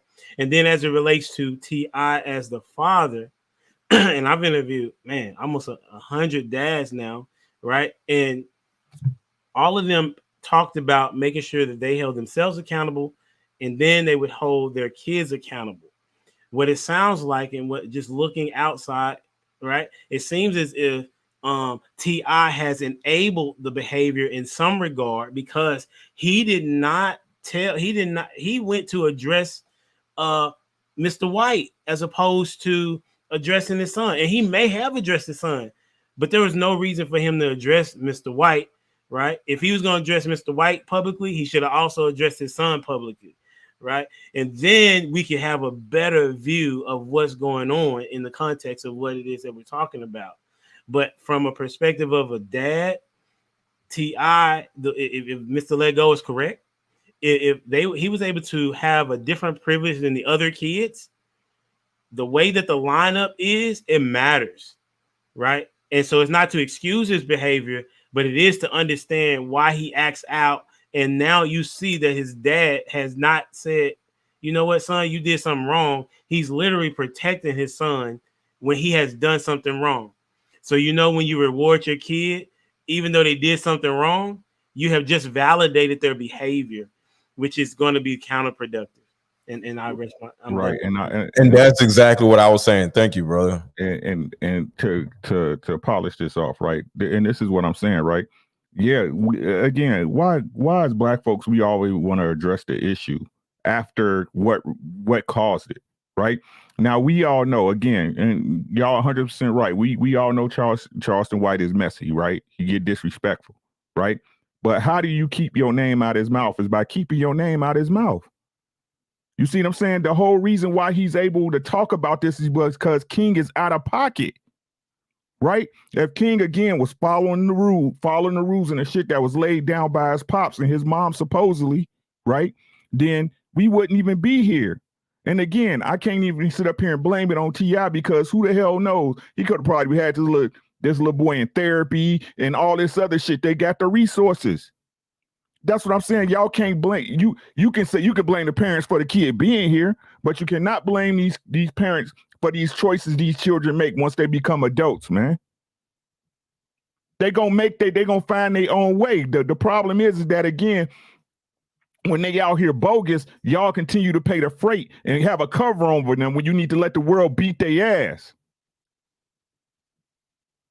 Right? How long are you supposed to pay the freight on somebody who won't stay under your covering? Ain't this the conversation we had? How I'm gonna protect you if you don't listen? That applies to your children too. Yeah, man. I'm gonna just say, thing is, man, I don't really think that we disagree. So you know, I don't think it was necessarily pushback. I think what I'm acknowledging is, like we've spoken about on this platform plenty of times. Fact is, being a man, being a dad, being a father, we got to take accountability for whatever happens in regards to what's tied to us. Period. We could have gave him all the therapy. We could have gave him all the attention. We could have gave him everything in the world that we wanted to get him. But fact is, if he go out there and commit a crime and go to jail, we got to take that. That's on us. Is it fair? No. But what the fuck else about life is fair? Especially when it comes to a black man in America. Fair is a place with motherfucking snow cones and Ferris wheels. We don't know nothing about none of that. But fact is that our kids, whatever they go out there and do, is a direct reflection on us. Anybody on the outside looking in like, damn, that's T.I.'s son. Shit, we even got the damn caption labeled, I thought, T.I.'s son. So I think we got to lean into that. And, you know, the fact is, on T.I. specifically, watching that show, Family Hustle, and that's the thing about putting your family business on TV, is that you get a up close view of the dynamics of that relationship. And the dynamics of that relationship is, we're gonna just be frankly honest here, he sat back and let King do whatever the fuck he wanted to do. They didn't discipline him. They didn't do none of that. Tiny co-signing, Tip co-signing, stepping in to save the day. So when he out here gangbanging and tattoos on his neck and threatening old men and all type of shit like that, like I said, that falls back on T.I. Because you didn't do your fucking job. You might have raised your other kids the right way or whatever. Like I said, in that scenario I gave earlier. But there's clearly some neglect somewhere. And I can't blame my kid for that. That's not what grown men get to do. You got to take that to the chin. And in regards to Charleston White and T.I., the irony of this shit is, right, is T.I. got online and did the same shit that we blasting King for. Oh, what you my son? No, nigga, you got to see me. You got to. Like I said, you a street nigga, supposedly. Right? So the thing about confrontation, especially in regards to street shit, is that you got to know who it is that you're going against. We could, Rio gave a beautiful spiel about how grown men are supposed to move and etiquette and all of that and respect. And, you can't demand respect and then be disrespectful. And all that's true. But what I mean by knowing who you're going against is understanding the fact Charleston White don't give a fuck about being respected. He don't. So when you're dealing with somebody like that, that's just like in the streets. You can't deal with them the same way you deal with everybody else. Say, if a motherfucker that's known for fighting disrespect me, and I go up and hey, bro, we got to catch a fade. That makes sense. But if a shooter disrespect me, and I go up to him and try to catch a fade, that's not going to turn out the way that you think it's going to turn out. And regardless of what man code is and pride and integrity and all of that, niggas going to do what they going to do. How they wired is how they wired. But it's on you if you're going to engage in confrontation, know who you're going against. I'm sure Quest can speak to that. He's special service. Special forces, pardon me. You got to know your enemy. I think Quest said that on it. You got to know your enemy. And for T.I. to go on there and threaten that man to a fight, knowing you just got a federal prison where you shouldn't even be out now, but that's another conversation for another day. And you're going to risk your freedom again on top of your son when he just called the laws on your son? So that right there showed me the type of parent you are. And let's take this situation aside. T.I. is known for going on social media and acting a goddamn fool. Just like when his wife was in pictures with Floyd Mayweather. He didn't handle that like a grown man either. Nigga went right in Fatburger, Floyd Mayweather with 10 security guards and try to fight the man. So again, your kid is a reflection of you, as ugly as that may be. And I know as a parent, that shit is hard to accept. It's hard to see your kid out here fucking up because what you're doing is you looking in the mirror. You didn't do what you were supposed to do all the way. And regardless, even if you did, even by the small chance that you did, your kid go out there and fuck up, that still falls at your feet. That's all I gotta say about that. Yeah, you're right. Like as a head of a household, you have to take on all the responsibility for all the things that you do great as a family and all the failures as a family. Hey, I told you, Mr. Don't Miss, and you're right, man. The biggest thing is the world don't owe T.I. or King no type of understanding. You go out here and you make these decisions, expect society to hold you accountable, like I said before. So, yeah. We're going to end it with these super chats, Ricky. Liberated Individuals Media Group, LIMG. Quest with the logic. The world don't owe King ish. Jason C with the 20 ball. Appreciate you, big dog. It's a situation where perceived protection from a parent could be harmful. Consequences and consistency are part of learning for boys and men. When the expected repercussions don't occur, the feedback loop is altered. Chemo, some players can't be coached, especially coddled ones. Julius Jermaine, children versus parents, that's the reason why when Brittany mentioned one of the parents touched her, no one believed her. Shannon is just on here promoting the passes down of trauma. Gary Grant, can we be honest that there are some bad kids? No matter the upbringing, we as people care too much about the words than the actions of people. What's up, y'all? He said, the power of the tongue is life or death. 15:4. A wholesome tongue is a tree of life, but perversiveness therein is a breach of the spirit. Proverbs. Steve Adao, White said he accepts the consequences, but gangbangers don't want to accept the fact that nobody owes them respect for terrorizing communities. Yep. King Spark has become a member. Thanks, bro. Dub Will with the $5 sticker. Thank you, bro. Action Jackson, he said, C. White is more than just YouTube. We need him. BZ, what's good, my boy? He said, I swear. You swear you unlearn, or you swear I learned something from this man Trill every podcast, man. Salute, Kings. All right, that's all the super chats. Hey, I want to give a shout out to Manelevant Elephant. That nigga be gossiping about animals on his goddamn IG page every day, goddamn.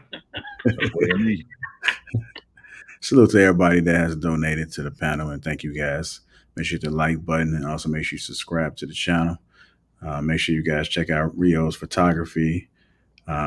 Trailers with Cruises. Make sure you get him a follow. Humble Dad. Just put in Humble Dad in YouTube. You'll see it pop up. Ricky Williams, boxing, and Mr. Let Go. Quest, you'll find them all over, and especially up on the Lapeef Network. And look out for Keep It Funky as well, and the Keep It Funky tees. With that being said, appreciate the conversation tonight, gentlemen. Enjoy the rest of your evening. Make sure you guys hit the like button on your way out. And we out. Catch us next. Graduate on Thursday, fellas. I'll salute to you, man. We're going to have to celebrate. Right, bro. All right. We out, y'all. Congrats, Doc.